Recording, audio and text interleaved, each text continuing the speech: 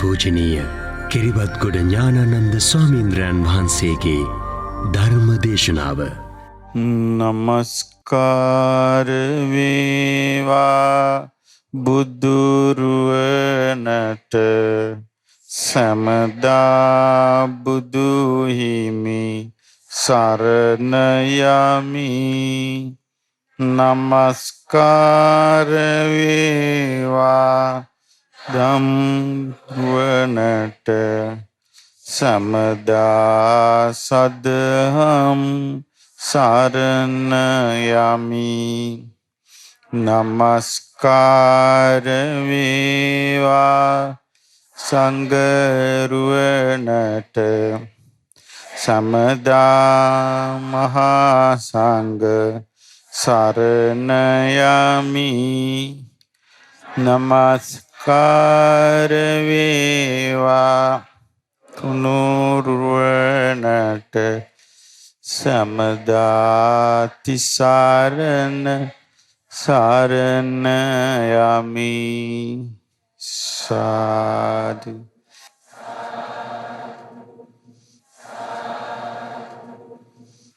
පින්වත්නි,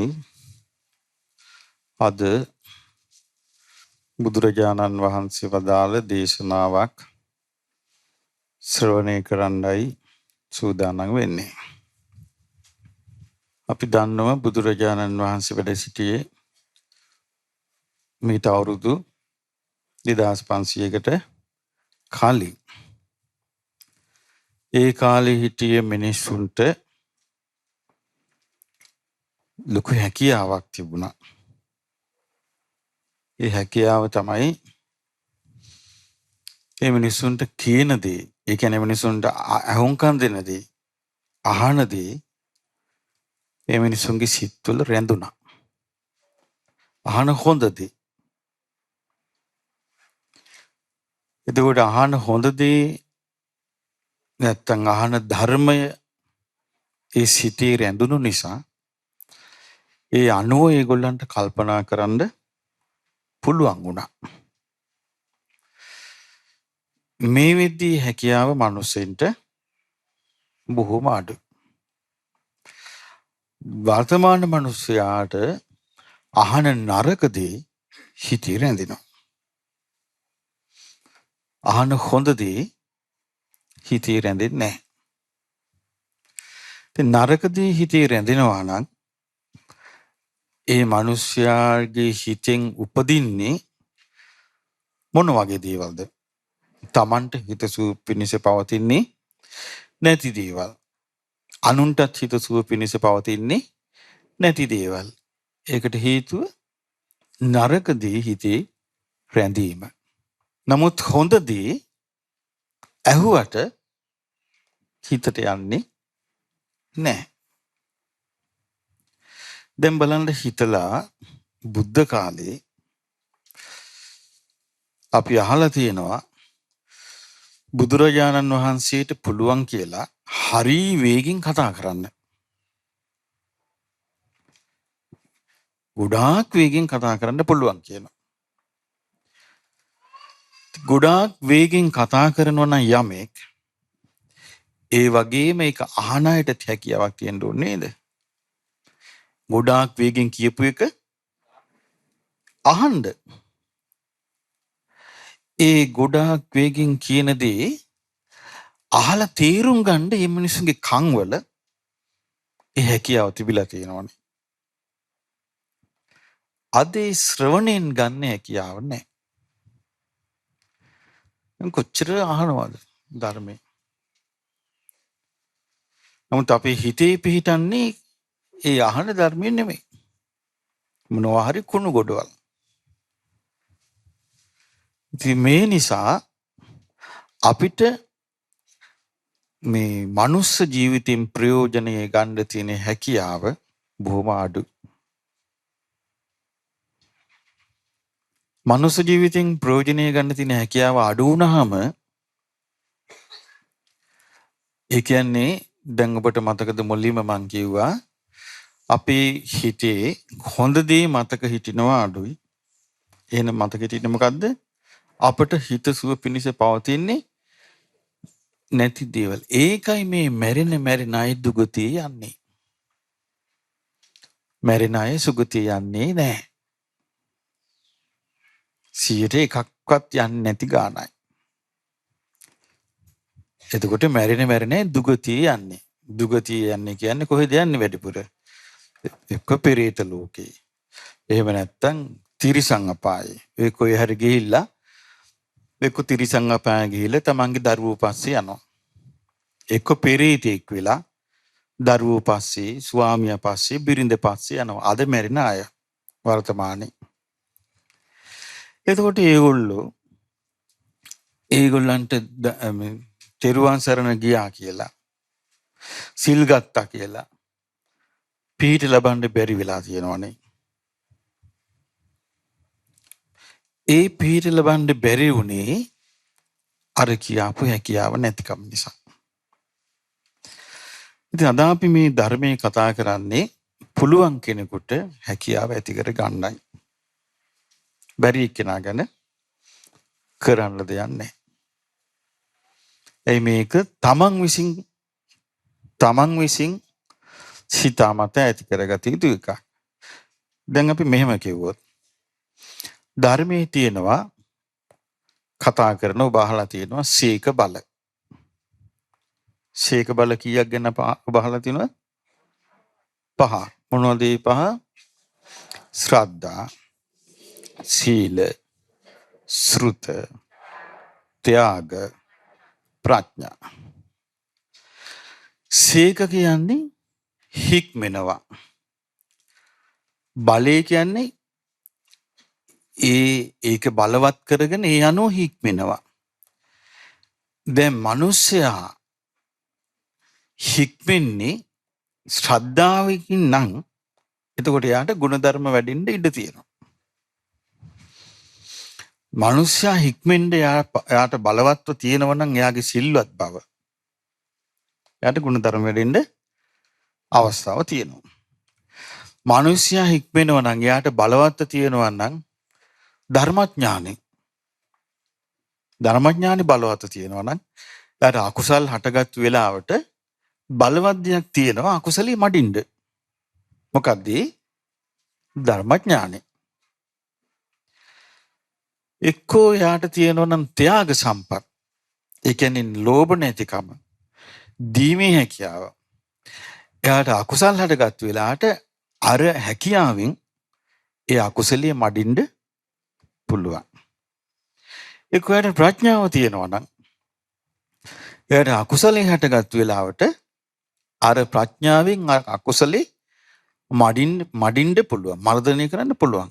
අන්න එහෙනම් එයා තුල තියෙන එක බලයක් හැටියට. තේරුණාද කීපේක? ඒතර ශ්‍රද්ධාව බලයක් හැටියට තියෙන කෙනෙකුට එයාට අකුසල් හටගත්තාම භාග්‍යතුන් වහන්සේ ගැන මෙනෙහි කරලා අර අකුසලේ මඩින්න පුළුවන්. හැබැයි වර්තමාන මනුස්සයාට නෑ. අකුසලේ හටගත්තට පස්සේ අකුසලේ විසින් පුද්ගලයාව මඩිනවා. මම හොඳට මේ ප්‍රශ්නයක් ඇති වුණොත් මිනිස්සු ශ්‍රද්ධාවට වෙච්ච දෙයක් නැතුව යනවා. මම දන්නවා ඒක. ඊට පස්සේ බැන මොනවා හරි කියෝ යනවා. එතකොට උදාහරණයක් මම කියන්න මේ ළඟදී එක්තරා අපේ අසපු ශාඛාවක සදහවන්ත පිරිසක් කියලා තියෙනවා. ඒගොල්ලන්ට ආසයි සිල් දානි දෙන්න මාළුත් එක්ක කියලා. කියලා ඉතින් සිල් දානදී ඒගොල්ලෝ වේදන් කළා. ඉතින් මාළුත් එක්ක දාන්නේ බෙදලා. ඉතින් මාළු කෑල්ලක්වත් ඉතුරු වෙලා නැහැ. මෙන්න ලියුමක් කියවනවා. සතියකට පස්සේ අම්මා කෙනෙක් මං අවුරුදු 11ක් තිස්සේ මෙහෙට එනවා. මෙච්චර පිරිහිලා කියලා අපි දන්නේ කියලා. අවුරුදු 11ක් තිස්සේ අහපු බණක් නැහැ. අවුරුදු 11ක් තිස්සේ අහපු දෙයක් නැහැ. එහෙනම් එයාගේ අර සීක බල එකක්වත් නැහැ. අකුසලයක් හටගත්තා, තරහක් හටගත්තා. එතකොට තමන් මාළු කෑවෙත් නැහැ. අර කාපු ඔක්කොම කෙරෙහි බැන ද්වේෂෙන් ගියා. එතකොට තමන් තුල තියෙන දුර්ගුණයක් බලවත් වුණා මිසක්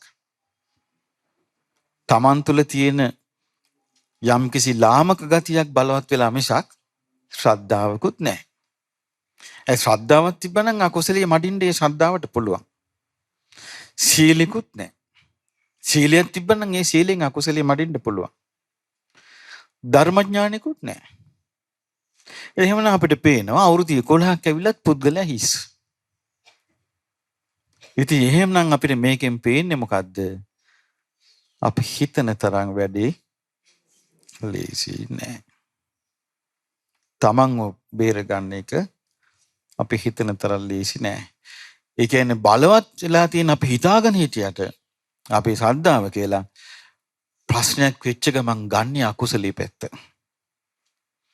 ශ්‍රද්ධාවේ පැත්ත නෙමෙයි. සීලේ පැත්ත නෙමෙයි. ධර්මයේ පැත්ත නෙමෙයි. ඉතින් ඒ නිසා ඒක අපිට හොඳට පේන නිසා එහෙම ස්වභාවයක් අපේ මේ උත්සාහවල සාර්ථක වේද අසාර්ථක වේද කියන්න අපිට බෑ. ඒකයි මම ඔය විහෙර විහාර හදන එකටත් යන දුන්නේ අඩු ගානේ ගඩොලක් සිමෙන්තියක් ඇදලා හරි පොඩ්ඩක් වෙහෙස මහන්සි වෙලා හරි රිපේලක් දෙකක් පූජා කරලා හරි ඒකවත් මතක් කරගන්න පුළුවන් වුණොත් ලොකු දෙයක් කියලා. ඉතින් අද මම ඔබට කියන්න කල්පනා කළේ බොහොම ලස්සන දේශනාවක්. මේ දේශනාවේ නම විසාඛා උපෝසත සූත්‍රය. උපෝසතය කියන්නේ අපි හිතනවට වඩා දැන් අපි උපෝසතය කියප ගමන් අපිට මතක් වෙන්නේ සිල්පද 8.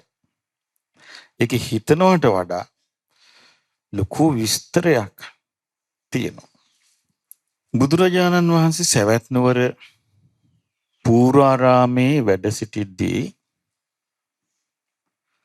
පොය දවසක දහවල විසාඛාව බුදුරජාණන් වහන්සේ බැහැ දකින්න ආවා. පොය දවසක දවල් කාලේ කවුද ආවේ? විසාඛා ආවේ. විසාඛා කියන්නේ මේ සාමාන්‍යයෙන් මෝඩපයි ගැහණියක්ද? නෑ. කවුද? සෝතාපන්න වෙච්ච ශ්‍රාවිකාවක්, බොහොම නුවණ තියෙන කාන්තාවක්. එතකොට විසාඛාව ඇවිල්ලා බුදුරජාණන් වහන්සේට වන්දනා කරාම බුදුරජාණන් වහන්සේ අහනවා විසාඛා මොකද මේ ඔබ දහවල මේ දාවල් ඔබ ඇයි මේ කියලා. උපෝසතාහම් බන්තේ අජ්ජ උපවසාමි. විසාඛා කියනවා ස්වාමීනි මං අද උපෝසත දවසේ උපෝසතේ සමාදන් වෙලා ඉන්නේ කියලා කිව්වා. බුදුරජාණන් වහන්සේ විසාඛාවගෙන් අහන්නේ උන්වහන්සේ දන්නේ නැද්ද උපෝසතේ කියලා? දන්නවා. මේ දේශනාවට අවස්ථාව ගන්නයි. ඒක අහන්නේ. අහනවා ඇයි මේ දහවල මේ කොහේ යන ගමන්ද? එතකොට විසාඛා මොකද්ද කිව්වේ? ස්වාමීනි මං අද උපෝසතේ සමාදන් වෙලා. ඒකට බුදුරජාණන් වහන්සේ වදාලා විසාඛා උපෝසත 3ක් තියෙනවා. එකක් තමයි ගවයන් බලන්නාගේ උපෝසතේ. ඒකට කියනවා ගෝපාලක උපෝසතේ. මේ බුදුරජාණන් වහන්සේ වදාලා උපෝසත කීයක් තියෙනවද? 3ක් තියෙනවා. 3න් පළවෙනි එක මොකද්ද? ගෝපාලක උපෝසතේ. දෙවෙනි එක නිගණ්ඨ උපෝසතේ. තුන්වෙනි එක ආර්ය උපෝසතේ. ඒතර උපෝසත විසාඛාට කියන උපෝසත 3ක් තියෙනවා. පළවෙනි එක ගෝපාලක උපෝසතේ, දෙවැන්න නිගණ්ඨ උපෝසතේ, තුන්වැන්න ආර්ය උපෝසතේ. කියනවා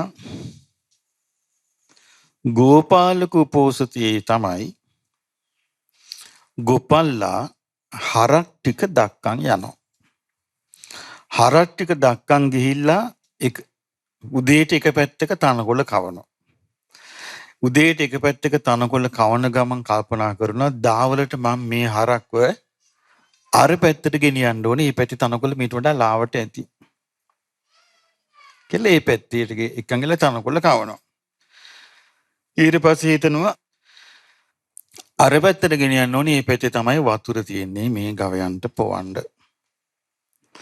ඊට පස්සේ හිතනවා හෙට උදේට මේ ගවයන්ව අපි අනිත් පැත්තට ගෙනියනවා. එතකොට මේ ගොපල්ලාගේ හිතේ හැමතිස්සෙම වැඩ කරන්නේ අර ගවයන්ට කන්න බොන්න දීම ගැන. මේ වගේ කියනවා සමහරු උපෝසත සිල් ගත්තාම කල්පනා කරනවා අද හීල දානෙට පාන් හම්බ වුණා. සම්බෝලෙට ඇඹුලුත් නැහැ. ලුණුත් මදි. ඊළඟට දවල්ට ලැබුණාම කල්පනා කරනවා අද දවල් හම්බ වුණා පරිප්පු එක මෙලෝ රහක් නැහැ. බත්වල ගලුත් තියෙනවා. වීයටත් හම්බ වුණා. ඊට පස්සේ හවසට අද තේවලට මක්ක දෙවිද දන්නේ. ඉඟුරු නැති එකක් හම්බ වෙයි දන්නේ නැහැ. ඉඟුරු දාලා හම්බ වෙයි දන්නේ නැහැ. හෙට උදේට අද වගේ සම්බෝලයක් හම්බ වෙයි දන්නේ නැහැ. එතකොට මේ බුදුරජාණන් වහන්සේ දේශනා කළා මේ විදිහට තමන්ගේ කල්පනාව උදේ කාපු එක ගැන, දවල්ට කන එක ගැන, හවහට බොන බීම ගැන, පහුවෙන්දා කෑම ගැන කල්පනා කර කර ඒක හිත හිත ඉන්නවා නම් ඒක අයිති වෙන්නේ ගොපල්ලාගේ උපෝසතයටයි. එතකොට යා කල්පනා කරන්නේ අර ගොපල්ලා ගවයන්ට කවන්න පොවන්න කල්පනා කරපු විදියට. ගවයන්ට කවන්න පොවන්න කල්පනා කරපු විදියට තමයි තමන්ට කවන්න පොවන්න කල්පනා කරන්නේ. අද උදේ මේවා හම්බුනේ. එහෙම තියනවා නැත්te නෑ. මොකද සමහර අවස්ථාවලදී ලුණු නැත්තම් මටම ලියුම් එවලා තියෙනවා. අද ආව වැඩසටහනට මෙලෝ රසක් නෑ කෑම. අද ආව වැඩසටහනට ගල් කෑමේ ගල් තිබ්බා. ඇත්ත වශයෙන්ම ඒක යෝජනාවක් හැටියට නිකන් ඉදිරිපත් කරා නම් කමක් නෑ. බනින්නේ කරන්නේ නැතුව. බැනලා ඉවන්නේ ලියුම්.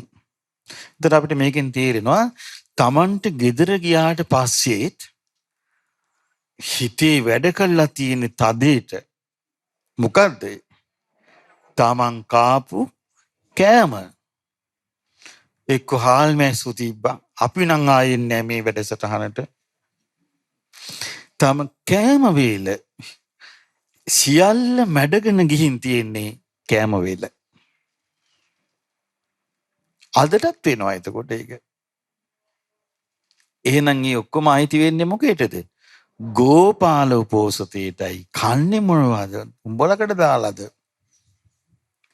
කරෝලද? අපි නම් යන්නේ.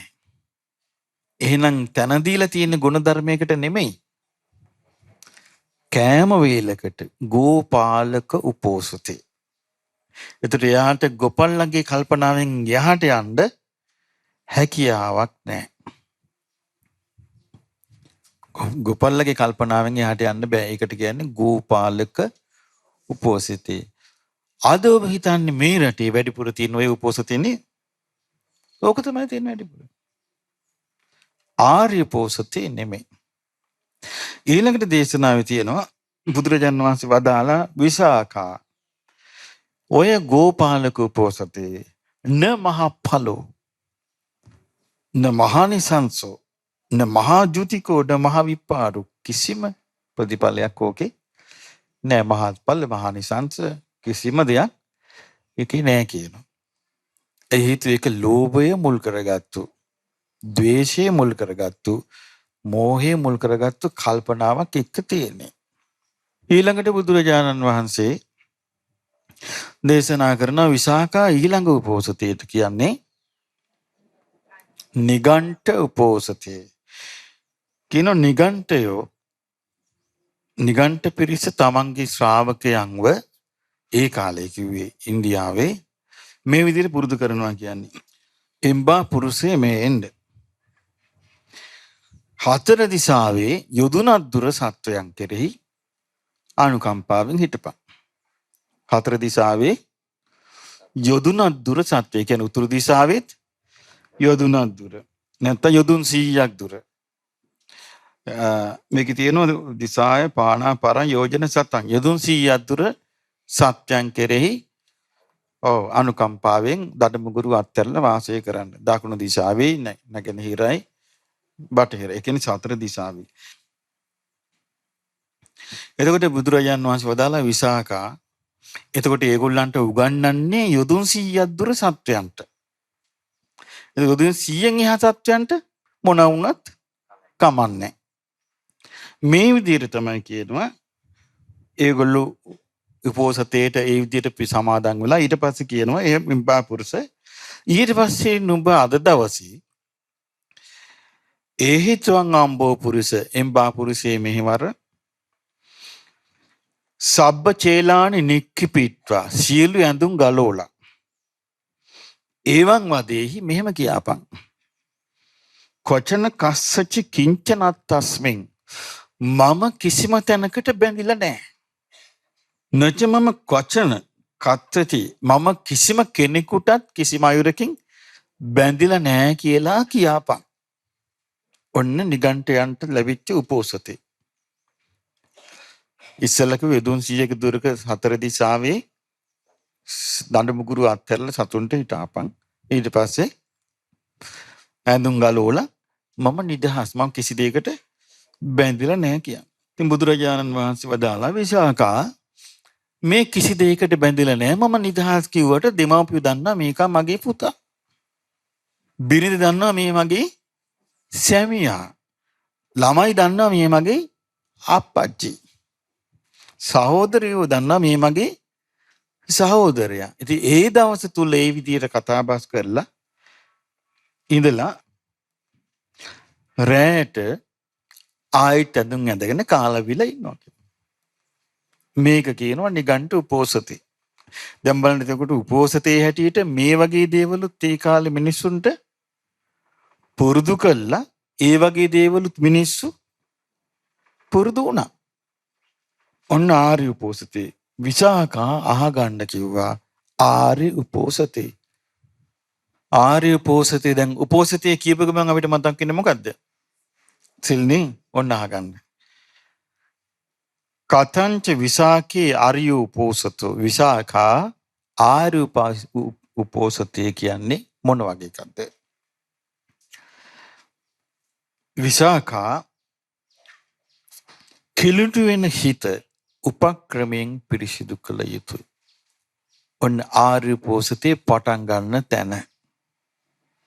මොකද්ද? කිලුටු වෙන සිත උපක්‍රමයෙන් පිරිසිදු කළ යුතුයි. එහෙනම් අපි ඉස්සෙල්ලාම පිළිගන්න ඕනේ මොකද්ද? සිත වනාහි කිලුටු වෙන දෙයකි. සිත කිලුටු වෙන දෙයක්. විසාකා කිලුටු වෙන සිත උපක්‍රමයෙන් පිරිසිදු කරන්නේ කොහොමද? ඔන්න බුදුරජාණන් වහන්සේම ප්‍රශ්න අහනවා. මොකක්ද අහන්නේ? කිලුටු වෙන සිත උපක්‍රමයෙන් පිරිසිදු කරන්නේ කොහොමද? මං කියවනේ දැන් දැක්කද මං කිව්වා දැන් අවුරුදු 11ක් වැඩසටහන් වලට ඇවිල්ලත් හිත කිලුටු වෙනවා අඳුනගන්න බැරුව ගියා. ඒ කියන්නේ සමානන් කියෝ කියන්නේ තිය මට නම් සීක බල්ල පහ තියෙනවා අපි සීක බල්ල පහ යුක්තයි කියලා. අර කවුරුත් කියනකට කියනවනේ කටපාඩම් කොල්ලෝ. නමුත් ප්‍රශ්නේ ආපු වෙලාවට හිත කිලුටු වෙච්ච වෙලාවට කිලුට විතරයි තියෙන්නේ. ඒක පිරිසිදු කරගන්න දන්නේ. කියන විසාකා කිලුටු වෙන හිත කිලුටි සිත උපක්‍රමයෙන් පිරිසිදු කරන්නේ කොහොමද? ඉද විසාකේ අරිය ශාවකෝ තථාගතං අනුස්සරති. ඔන්න උපෝසතේ පටන් ගනිල්ල. ආර්ය ශ්‍රාවකයා තථාගතයන් සිහි කරයි. තථාගතයන් වහන්සේව සිහි කරයි. ඔන්න උපෝසතේ. දැන් තථාගතයන් වහන්සේ සිහි කරන කෙනාට උදේට කෑවි මොනවද? කාපු එකේ සම්බෝලෙට ලුණු නැහැ. පාරිප්පුවකට පහේ නැහැ. ඒ කතාවල් සිහි කර කර ඉන්නකොට කිලුටු වෙන්නේ මොකද්ද? සිත කිලුටු වෙන්න ඉඩක් නැහැ යාට. එයා සිහි කරන්නේ ඒක නෙමෙයි. මොකද්ද? තථාගතං. තථාගතයන් වහන්සේව සීකර කර ඉන්නවා. ඉතිපිසෝ භගවා අරහං සම්මා සම්බුද්ධෝ විජ්ජාචරණ සම්පන්නෝ. මෙසේ අපගේ භාග්‍යවතුන් වහන්සේ ආරහං වනසේක, සම්මා සම්බුද්ධ වනසේක, විජ්ජාචරණ සම්පන්න වනසේක, සුගත වනසේක, ලෝකවිදූ වනසේක, අනුත්තර පුරිස ධම්ම සාරථී වනසේක, සත්තා දේව මනුස්සානං වනසේක, බුද්ධ වනසේක, භගවා වනසේක. එතකොට දැන් උපෝසතේ පටන් ගන්න මොකෙන්ද එහෙනම්? බුද්ධානුස්සතියෙන්. දැන් ගොඩාක් අය හිතන් ඉන්නේ උපෝසතේ කිව්වහම පොය දවසේ පාන්දර එක්ක නෑවා, සුදු ඇඳගත්තා, සිල් රෙද්දක් කරට දාගත්තා, සිල් පදයට සමාදන් වුණා. හරි දැන් මං උපෝසතෙන් යුක්තයි කියලා හිතනවා. ඊට පස්සේ එකතු වුණාම රටේ නැති කුණු කන්දල් කතා කර කර ඉන්නවා. එක්ක හිත ඉන්නවා. එක්ක එක එක්කිනාගේ දේවල් කී ඉන්නවා. උපෝසතේ ආර්ය උපෝසතයක් වෙන්නේ කොහොමද? අන්න ඒකයි මරුණට පස්සේ අපායෙන් ගැලවෙන්න හැකියාවක් නැත්තේ. ඇයි මැරෙන්න ඉස්සෙල්ලා ඒ හැකියාව තියෙන්න බෑ? ඒ කියන්නේ අකුසලයේ මැඩලගෙන කුසලයේ රැඳෙන්න හිතේ අවස්ථාව තියෙන්න ඕනේ. නෑ. ඒක වර්තමාන මනුෂ්‍යයාගේ තියෙන නොහැකියාව. ඒ හැකියාව නැති පිරිසක් බව නිහතමානීව පිළිගත්තා නම් සාමාන්‍යයෙන් කෙනෙකුට පුළුවන් බේරෙන්න. මාන්නය ඇති කරගත්තොත් නෑ එහෙම කොහෙද අපිට එහෙම වෙනවද කියලා හිතුවොත් එතනම පිරිහීම. ඒකම පිරිහීම. ඉතින් බුදුරජාණන් වහන්සේ ගැන මෙනෙහි කරනවා. ඔන්න උපෝසතේ පටන් ගනිල්ල. බුදුරජාණන් වහන්සේ ගැන මෙනෙහි කරනවා. ඉතින් මෙනෙහි කරන්න නම් මේක තේරෙන්න එපා. ආරහං කියන්නේ මොකද්ද? සම්මා සම්බුද්ධ කියන්නේ මොකද්ද? විජ්ජාචරණ සම්පන්න කියන්නේ මොකද්ද? සුගත කියන්නේ මොකද්ද? ලෝකවිදු කියන්නේ මොකද්ද? ඒ සඳහා ඉතින් මං විශාල උදව්වක් කරලා තියෙනවා. උපකාරයක් කරලා තියෙනවා. මේ හිත පහදවා ගන්න අර්ථ මෙනෙහි කරලා. මේ කාලේ සාමාන්‍ය ඔක්කොම කන පිට තියෙන. හොඳ පිට නෑ. උදාහරණයක් මං කියන්නම්කෝ ඒකට. දෙමාපිය ඇවිල්ලා මට කියනවා, අනේ ස්වාමීනි මගේ දරුවෝ බුදු වෙන්න ඕනේ. මගේ දරුවෝ මට කන්න දෙනවා. මට ඉන්න දෙනවා. මට අඳින්න දෙනවා. මාව දඹදිව යවුවා. එහෙනම් දෙමාපියෝද ගෙදර පිදුල් ලබන්නේ දරුවෝද? දරුවෝ. දෙමාපියෝ දරුවන්ව පුදනවා. අනේ මට මගේ දරුවෝ සලකනවා. දරුවොත් කියනවා අපි තමයි සලකන්නේ. අපි තමයි අම්මට සලකන්නේ. අපි තමයි තාත්තට සලකන්නේ. අපි දඹදිව යවුවේ. වෙනවාද නැද්ද? කන පිට. දැන් අපි බුදුරජාණන් වහන්සේගේ ධර්මයේ කියා දෙනවා මේ අර්ථකයක. කාලයක් යනකොට කියා දිවිය කෙනා කොහේවත්. අපි මේව ඔක්කොම ඉගෙන ගන්නේ. අපිට මේක හොඳට තේරෙනවා දැන්. කියනවා කියා දිවිය කෙනාව පයින් ගහලා. මේ දැන් තියෙන දේවල්. ගුණ ධර්ම වැඩෙන්නේ නැත්තේ මොකද මේ? දෙමාපියෝ දරුවන්ගේ ගුණ කියන කාලයක්. දරුවෝනේ දෙමාපියන්ගේ ගුණ කියන්නේ. අනේ මටත් වාසනාව ලැබුණා මගේ අම්මට සලකන්න. මටත් වාසනාව ලැබුණා මගේ අම්මට උපස්ථාන කරන්න. එහෙම කියන්නේ නැහැ. දෙමාපියෝ කියනවා අනේ අපේ දරුවන්ට බුදු බව ලැබෙන්න ඕනි. මාව දඹදිව යවුවා. දවසක් මේ දඹදිව ගිහිපෙලේ අම්මා කෙනෙක් මාත් එක්ක ආණ්ඩා කිව්වා. අනේ මං ස්වාමීනි මේ සියලුම පින් මගේ දරුවන්ට කිව්වා. බලන්න කොච්චර කන පිට හැරිලාද. දැන් කවුරුත් දැනගෙන හිටියද මේ කන පිට තියෙන්නේ කියලා. හොඳ පිට නෙමෙයි කියලා. පේන්නේ කොහොමද? හොඳ පිට වගේ. මේකයි.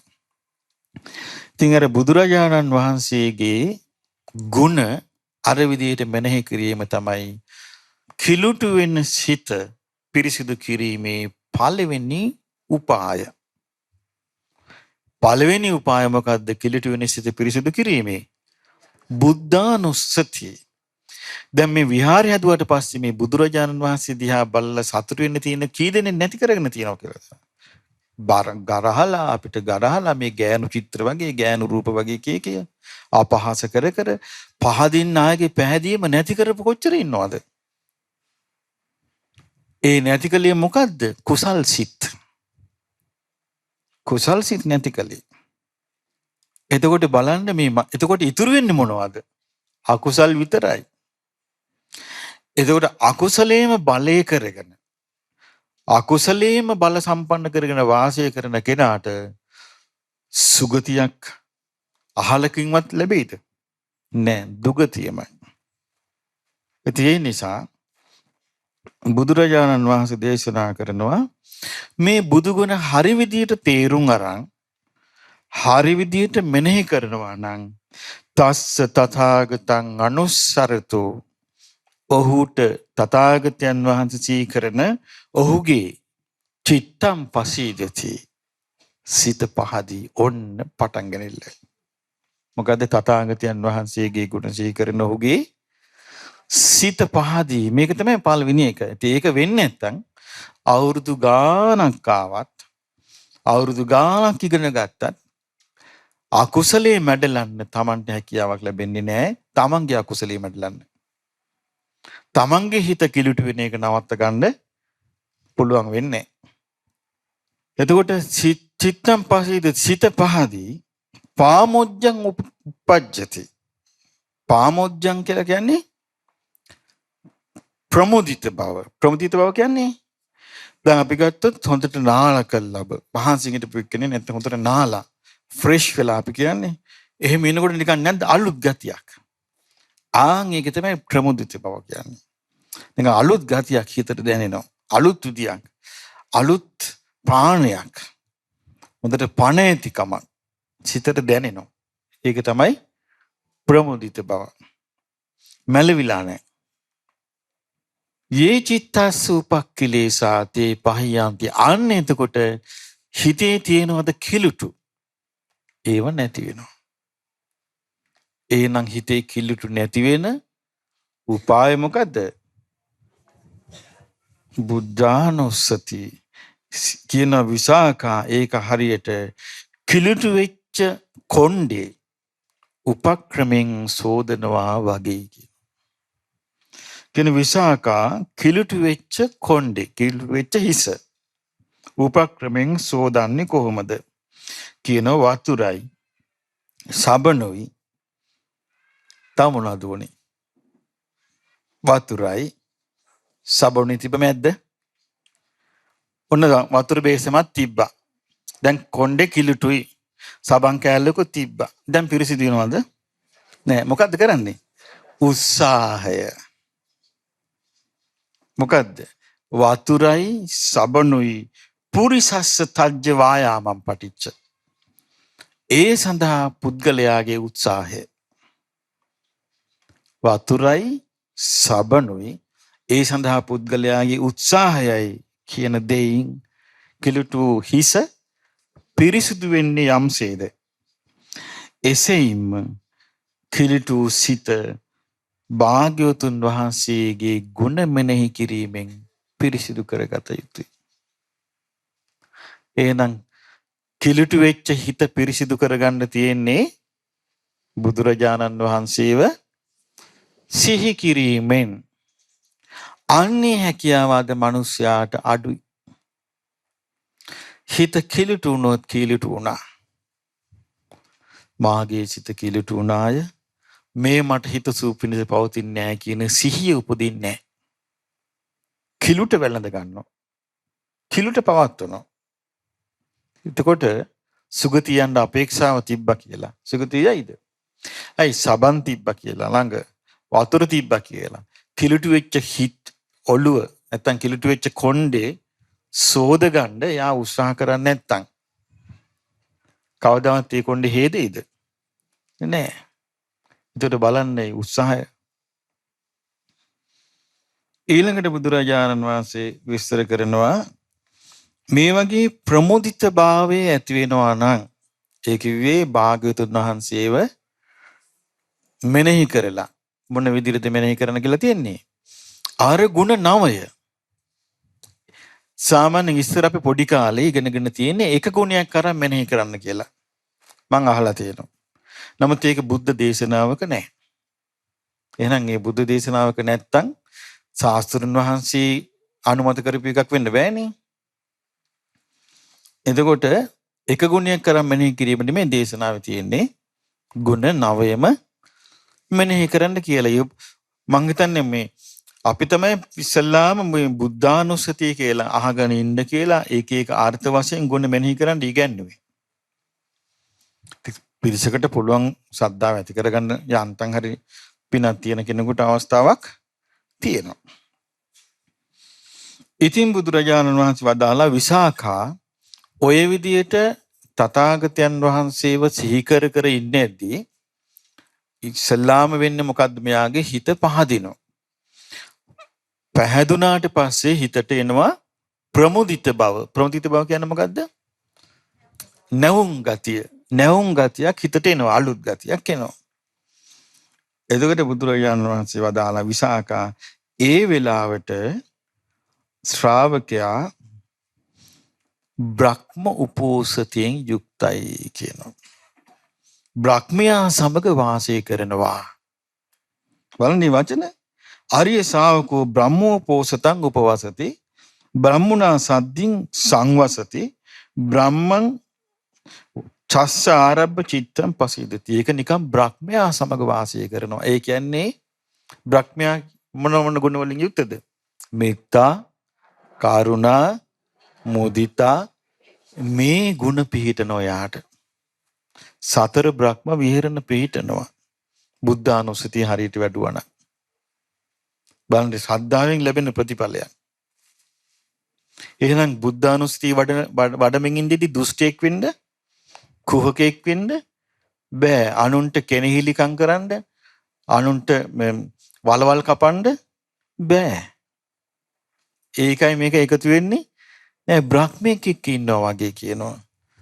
බුදුරජාණන් වහන්සේගේ ගුණ මෙනෙහි කර කර ඉන්නවා නම් කින විසාකා ඒ විදිහට වාසය කිරීම තුළ කිලිටි වෙච්ච සිත පිරිසිදු වෙනවා. ඊළඟට බුදුරජාණන් වහන්සේ වදාලා විසාකා කිලිටු වෙන සිත උපක්‍රමයෙන් පිරිසිදු කරන්න ඕනේ. විසාකා ආර්ය ශ්‍රාවකයා ධර්මයත් සිහි කරයි. ආර්ය ශ්‍රාවකයා ස්වාඛාතෝ භගවතා භාග්‍යවතුන් වහන්සේ ධර්මයේ මනාකොට දේශන ලද්දේය. එන මනාකොට දේශන ලද්දී ධර්මයේ කවුරුන් විසින්ද? භාග්‍යවතුන් වහන්සේ විසින්. එහෙනම් අපිට වැදගත් වෙන්නේ කවුරු විසින් දේශනා කරපු එකද? බුදුරජාණන් වහන්සේගේ බුද්ධ වචනේ තමයි වැදගත් වෙන්නේ. ඊට පස්සේ විග්‍රහය ඒක දෙවෙනි තැන. පළවෙනි තැන භාග්‍යවතුන් වහන්සේගේ විග්‍රහය. එතකොට ස්වාඛාතෝ කියලා කියන්නේ මනාකොට දේශනා කරන ලද්දේය කියන්නේ කාගේ වචනේද? බුදුරජාණන් වහන්සේගේ වචනේ. ඇයි? බුදුරජාණන් වහන්සේ මනාකොට දේශනා කරපු නිසා නේද ඒ ධර්මය අහපු අය සෝවන් උනේ. සකදාගාමී උනේ. අනාගාමී උනේ. රහත්තුනි මනාකොට දේශනා නොකළා නම් මාර්ගඵල ලබන්නේ නෑනේ. ඒ මාර්ගඵල ලැබුවේ ඇයි? මනාකොට දේශනා කරපු ධර්මයේ. ඒ ධර්මයේ සම්තිට්ඨිකයි සාන්දෘෂ්ටිකයි. මේ ජීවිතේදීම අවබෝධ කරගන්න පුළුවන් නිසා නේද එහෙම බිහුනේ ශ්‍රාවකයෝ. අකාලිකයි. එහෙනම් ඒක එහෙම පරණ කාලයකට ඒකේ වටිනාකම තිබිලා කාලයකට නැති වෙන එකක් නෙමෙයි. එක දවසක් එක භික්ෂුන් වහන්සේ නමක් වතුර නාලා වැවෙන් ආඳනි පිටින් හිටියා සිවුරු මේ ඇඟේ තෙත ඒ කාලේ තුවා පාවිච්චි කළේ නෑ. ඒ නිසා මේ හුළඟෙන් ඇඟ වේල ගන්නවා. අද වුණත් නාලා වැවක් අයින හිටියොත් නිකම්ම ඇඟ වේලිලා යනවා. එහෙම ඉන්නකොට දෙවි කෙනෙක් ආවා. ඇවිල්ලා කියනවා භික්ෂුව මේ ඔය කාලික ධර්මය අතහැරලා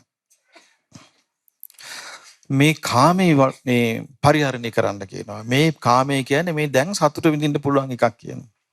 එතකොට මෙයා භික්ෂුව කියනෝ නෑ. ඔය කාමේ තමයි කාලික කියනවා. ඇයි හේතුව? කාමේ තියෙන්නේ කාලයකට යටත් වෙලා. තරුණ කාලේ කාපු බීපුව දැන් කන්න පුළුවන්ද? බෑ. තරුණ කාලේ නටපු නාටකම් වයසට ගියහම පුළුවන්ද? බෑ. තරුණ කාලේ කරපු ස්ටයිල් වයසට ගියාම පුළුවන්ද? එහෙනම් කාමය කාලයකටයි අයිති. ඒ කාලයෙන් පස්සේ කාමයේ අතහැරිලා යනවා. කියනවා කාමේ කාලිකයි ධර්මය අකාලිකයි කියනවා. ධර්මයේ එහෙම නෑ. ධර්මයේ මේ ඇඳේ වැටිලා ඉන්නවා. තව පැයේ තියෙන්නේ මැරෙන්න. නමුත් ඒ පැයේ හරියට ධර්මය ඇහුවනම් ඒ අකාලික ධර්මයෙන් ප්‍රතිඵල ගන්නවනේ. දැන් සාරිපුත්ත මහ රහතන් වහන්සේගේ යාළුවෙක් මරණාසන්න වෙලා හිටියා. ඉතින් සාරිපුත්ත මහ රහතන් වහන්සේ ඒ යාළුවත් එක්ක කතා කරන්න ගියා. ගිහිල්ලා ඒ බ්‍රාහ්මණයාගෙන් ඇහුවා මොකද්ද දැන් ඔයාට? අනේ මට හරි අමාරුයි. මාව නිකන් පිච්චෙනවා. මට ගින්දර පේනවා කිව්වා. එතකොට එහෙනම් දැන් ඔබට මේ පහළ වෙලා තියෙන්නේ නරකාදී සලකුණු. නරකාදීට වඩා කොච්චර හොඳද තිරිසන් අපායට ආවනම්. ඒක නම් හැබැයි තමයි කියලා තිරිසන් අපාය ගැන හිත පිහිටව ගන්නකට අරකට පේන්නේ නැතුව ගියා. බලන්න පුද්ගලයාගේ මනසේ තියෙන හැකියාව.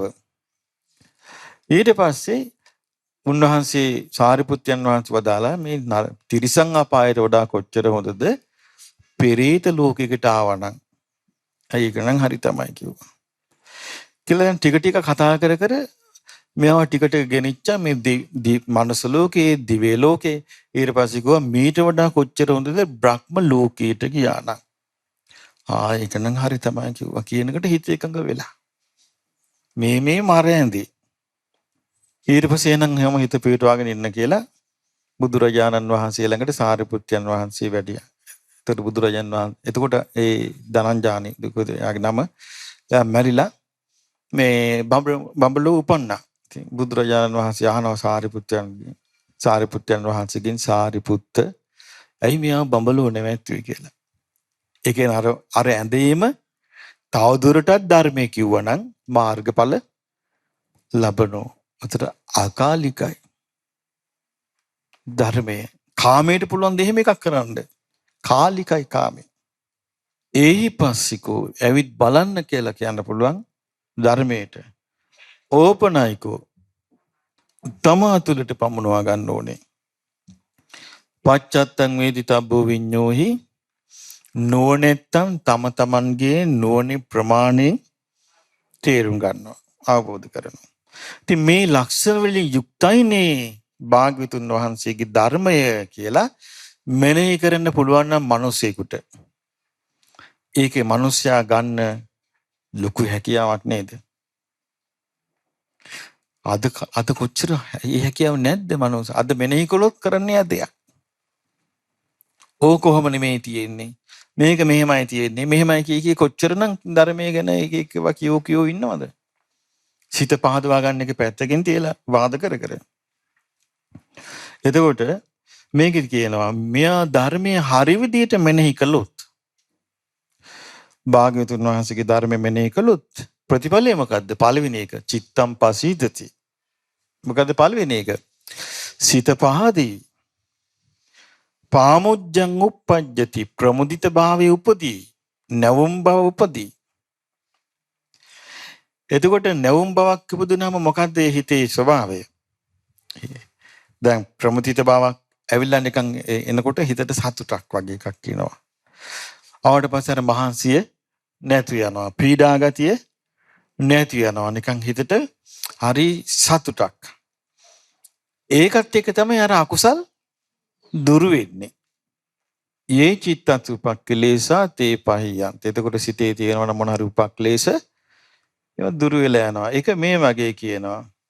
උපක්‍රමයේ විසාකාට කියන විසාකා උපක්‍රමයෙන් ඇඟ සෝදනවා වගේ කියනවා. කලින් එකට මොකද්ද කිව්වේ? උපක්‍රමයෙන් හිස සෝදනවා වගේ බුද්ධානුස්සතිය හිසට උපමා කළේ.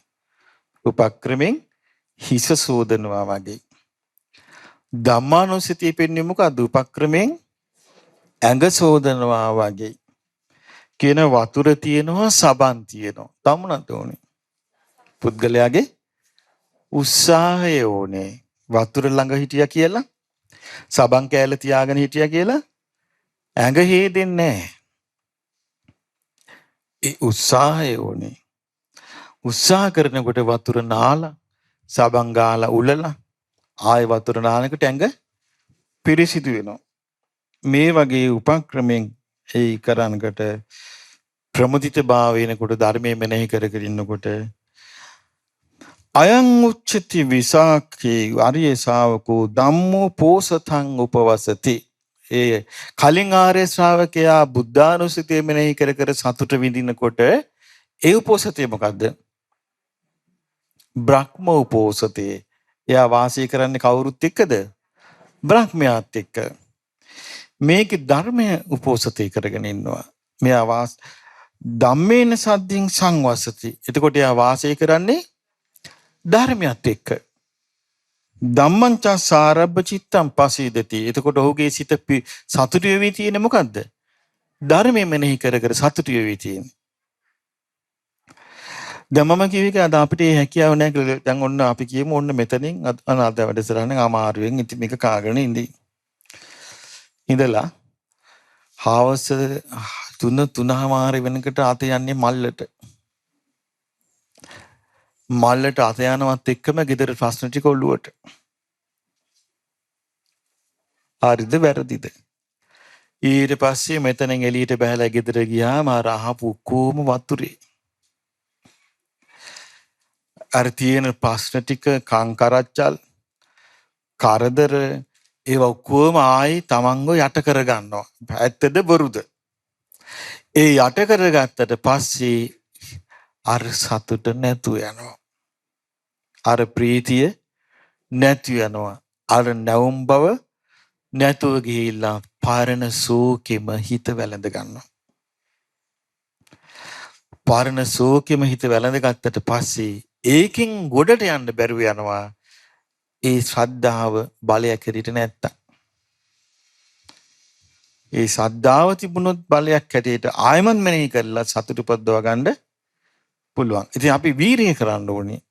දැන් මේ ඔක්කොගේම ප්‍රධාන තැනක් තියෙනව නේද? මොකේද? වීරියට. වීරිය කරන්න ඕනේ. උත්සාහ කරන්න ඕනේ. ඒ විදිහට කල්පනා කර කර අකුසලයේ මැඩලන්න. මොකද අකුසලෙන් කරන්නේ සිහිය නැති කරන එකනේ. සිහිය නැති කළාට පස්සේ සියලු අකුසල් වලට දොරටු විවෘතයි. සිහියෙන් මේ අකුසල් වලට ඉඩ නොදී මේ දොරටු පාලය වගේ ඉඳගෙන අපිට රැකවරණේ සලසන්නේ. එතකොට බුද්ධානුස්සතියෙන් සතුටු වෙවි ඉන්න එක හිස සෝදනවා වගේ. ධම්මානුස්සතියෙන් සතුටු වෙවි ඉන්න එක ඇඟ සෝදනවා වගේ. ඊළඟට කියනවා විසාඛා උපක්‍රමයෙන් කිලුටු වෙච්ච හිත පිරිසිදු කරන්න තියෙන්නේ. එතකොට කිලුටු වෙච්ච හිත පිරිසිදු කරන්න තියෙන්නේ අපි කිලුටු වෙච්ච සිත් ඇති අයද පිරිසිදු වෙච්ච සිත් ඇති අයද? කිලුටු වෙච්ච සිත් ඇති අය. මොකෙන්ද කිලුටු වුනේ? රාගයෙන් කිලුටු වුණා. ද්වේෂයෙන් කිලුටු වුණා. මෝහෙන් කිලුටු වුණා. ඊර්ෂ්‍යාවෙන් කිලුටු වුණා. බයෙන් කිලුටු වුණා. එකට එක කිරීමෙන් කිලුටු වුණා. පල්ලි ගැනීමෙන් කිලුටු වුණා. තරහෙන් කිලුටු වුණා. මේ වගේ අනේක ප්‍රකාර වූ මනෝභාවයන්ගෙන් මේ හිත කිලුටු වුනේ නැද්ද? එතකොට ඒ කිලුටු වෙච්ච සංක්ලිෂ්ඨ හිතක් එක්ක නේද අපි මේ ජීවත් වෙන්නේ. එතකොට ඒ කිලුටු වෙච්ච සිත සැනකින් අපේ හිතේ බලය අල්ලනවා නම් අපිට මේකෙන් මිදෙන්න බෑනේ. එතකොට කිලුටු වෙච්ච හිත මැඩගෙන යන්න නම් හිත පිරිසිදු කරන දෙයක් අපි පුරුදු කරලා තියෙන්න ඕනේ. එතකොට එකක් තමයි බුද්ධානුස්සති. අනික ධම්මානුස්සති. ඊළඟට බුදුරජාණන් වහන්සේ වදාලා විසාකා උපාසිකාවට විසාකා කිලිටු වෙච්ච සිත උපක්‍රමයෙන් පිරිසිදු කරන්න ඕන. ඉද විසාකේ ආර්ය ශ්‍රාවකෝ විසාකා මේ බුද්ධ ශාසනයේ ආර්ය ශ්‍රාවකයා සංඝං අනුස්සරති. සංඝයාව සිහි කරනවා. කොහොමද සංඝයා සිහි කරන්නේ? ඕකුන් තමයි ශාසනය කන්නේ. අනේ මට ඕකුන් ගැන මතක් කරන්න එපා. මූන්ට මුලිච්චුණු දවසම විනාසයි. ඒකද? නෑ කොහොමද? භාග්‍යවතුන් වහන්සේගේ ශ්‍රාවක සංඝයා සුපටිපන්නයි. භාග්‍යවතුන් වහන්සේගේ ශ්‍රාවක වූ මාර්ගඵලලාභී ආර්යයන් වහන්සේලා සුපටිපන්න වනසේක. ඒ කිව්වේ මනා පිළිවෙතින් යුක්තයි. උජුපටිපන්න වනසේක. ආර්ය අෂ්ටාංගික මාර්ගයේ බැසගත්තු ඍජු පිළිවෙතින් යුක්තයි. ඥායපටිපන්නෝ ආර්ය සත්‍ය අවබෝධයට ආර්ය න්‍යාය අවබෝධයට පිළිපන් පිළිවෙතින් යුක්තයි. සාමීචි පටිපන්නෝ උතුම් ධර්ම කතාවෙන් යුක්තයි. ඒ ශ්‍රාවක සංඝයා කවුද? සෝවාන්, සකදාගාමි, අනාගාමි, අරහත් කියන මේ ශ්‍රාවක මාර්ගඵලලාභී ශ්‍රාවකයන් වහන්සේලා. උන්වහන්සේලා ආහුණියෝ දුර සිට උනත් දම්පැන් ගෙනල්ලා පූජා කරන්න සුදුසුයි. පාහුණියෝ ආගන්තුකව හදිසියේවත් තමන් ඉන්න තැනට වැඩියොත් උපස්ථාන කිරීමට සුදුසුයි. දක්ඛිනේයෝ පින් සලකා දම්පැන් පූජා කරන්න සුදුසුයි. අංජලි කරණීයෝ වැඳ පිදුම් කරන්න සුදුසුයි. දැන් බලන්න බුද්ධ කාලේ එක සාමාන්‍යයෙන් ගෙදරක එක මේ නැන්දා කැවුමක් ගෙනල්ලා මේ සුඩින් තිබ්බා. එතකොට ඔන්න බුදුරජාණන් වහන්සේගේ ශ්‍රාවක වූ ආර්යයන් වහන්සේ නමක් ගේ ඉස්සරහට පිණ්ඩපාතේ වැඩියා. එතකොට ඒ වැඩියාම නැන්ද නෙමෙයි දැක්කේ. ලේලි දැක්කේ. දැකලා කල්පනා කළා අනේ එතකොට ආගන්තුක නෙමෙයිද? පිණ්ඩපාතේ වැඩියා නම් ගේ ඉස්සරහට ආගන්තුකෙක්. දැන් එනම් මොන සංග්‍රහයක්ද කරන්න ඕනේ? ආගන්තුක සංග්‍රහයක්. ඉතින් කල්පනා කළා අර කැවුම මේ සුඩත් බැලුවා පූජා කරන්න එකක් කැවුමක් තිබුණා. ඒ කැවුම අරගෙන ගිහිල්ලා පූජා කළා. පූජා කරාම ඉතින් පූජා කරලා සතුටු වුණා. දැන් එතකොට මේ ලේලි උපක්‍රමෙන් සිත පිරිසිදු කරන්න දක්ෂ කෙනෙක්. නිකන් මෝඩ ලේලියක් නෙමෙයි. ඒක කොහොමද අපි එහෙම කියන්නේ? ඒ ලේලි සතුටු වෙවි හිටියා දීපු දාන ගැන. නැන්ද ඇවිල්ලා ඇව්වා කවුද කැවුම ගත්තේ? කිව්වා අනේ නැන්දි මං කැවුම කෑවේ නෑ. මං ඒක පූජා කළා. තෝ ඒක පූජා කරන්න තෝ කවුද මේ ගෙදර කියලා ඇහුවා. එතකොට දැන් මොලේ නැති ලේලියක් නම් රණ්ඩුවට පැටලෙනවද නැද්ද? පැටලෙනවා. රණ්ඩුවට පැටලුණා කියන්නේ සිත කිලුටුණාද නැද්ද? සිත කිලුටුණා. ලේලි සිත කිලුටු කරගත්තේ නැහැ. එතකොට මේ බැනලා මේ නන්දාගේ වෛරයේ සංසිඳින්නේ නැහැ. මෝල් ගහ තිබුණ ළඟ මෝල් ගහෙන් ඔලුවට ගැහුවා. ආයෝ කියලා ඔලුව අල්ලන් මේ ලේලි වැටුණා. සතියක් ඇඳේ. හිත පිරිසිදු වෙනවා කියන්නේ මේකයි. දැන් මේ ලීලිට හිතුණා නම් අයියෝ මට මේ ඔක්කොම කරදරය මේ සංඝයා හඳ කෙනෙක් මෙතනට ඇවිල්ලානේ. මට මේ සනසිල්ලේ ඉඳ තිබිච්ච එක මම මේ පාඩුවේ හිටපු එකේ මේ ගේ ඉස්සරහට ඇවිල්ලා පාත්‍රයක් අල්ලන් හිටියා. අද නම් මේ සිතුවිලි එන එක වළක්වන්න පුළුවන්ද? අද වළක්වන්න බෑ ඒක. යාළුවොත් කියනවා උඹනේ මේ වරද්ද ගත්තේ මේ හඳුනන්ට යන්න දුන්නා නම් වෙන ගේකට කියලා දාන ගන්නවා. උඹනේ මේකකින් වරද්ද ගත්තේ කියලා අද යාළුවෝ ටික ඇවිල්ලා කියන්නේ නැද්ද? කියනවා. ඒ ගෙදර මහවුන් දැවිලා බයින්නේ නැද්ද? මේ මේක හටගත්තේ අම්මගේ කැවුම මේ තියෙන්නේ ඇරලා. උඹ මොකටද ඕක බෙදන්න ගියේ කියලා? ඕක කියවෙනවද නැද්ද? ඒ කතාව යනවද නැද්ද? එහෙම වෙන්න ගැරහුල් ලබන්නේ සංඝරත්නේ නේද? අද වුණා නම් ගැරහුල් ලබන්නේ සංඝරත්නයයි. ලොකු පිරිසක් පව් කරගන්නවා. කිසි කෙනෙකුට ලාභයක් නැහැ. එදා ඒලේලි බොහොම අකුසලයට හිත නොදී සංඝයාගේ ගුණම මෙනෙහි කර හිටියා. අන්න ඒක හැකියාව කිව්වේ. හිත අකිලුට වෙන්න නොදී. එතකොට දවස් දෙකක්ද? සතියක්. නැන්ද කෙරේ වෛරය බැඳගත්තෙත් නැහැ. මම මේ හොඳ වැඩක් කළේ ඕකිට නම් හරියන්නේ නැහැ. කවදා හරි ඕකිට ඕක පළ දෙනවා. එහෙම හිතයි තියෙන්න ඉපද. සාමාන්‍ය එහෙම හිතෙනවනේ නේ. වර්තමාන මනුස්සයාට තමන්ට මුකුත් කරගන්න බැරි වුණත් තමන්ට හානි කරන එක්කෙනාට ඒක විපාක දේවා කියලා සිටිවිල්ල එනවනේ. නේද?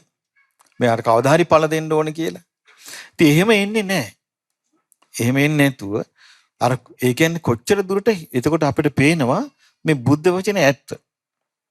ඇයි උපක්‍රමෙන් සිත පිරිසිදු කිරීම. එතකොට යා මැරුණා.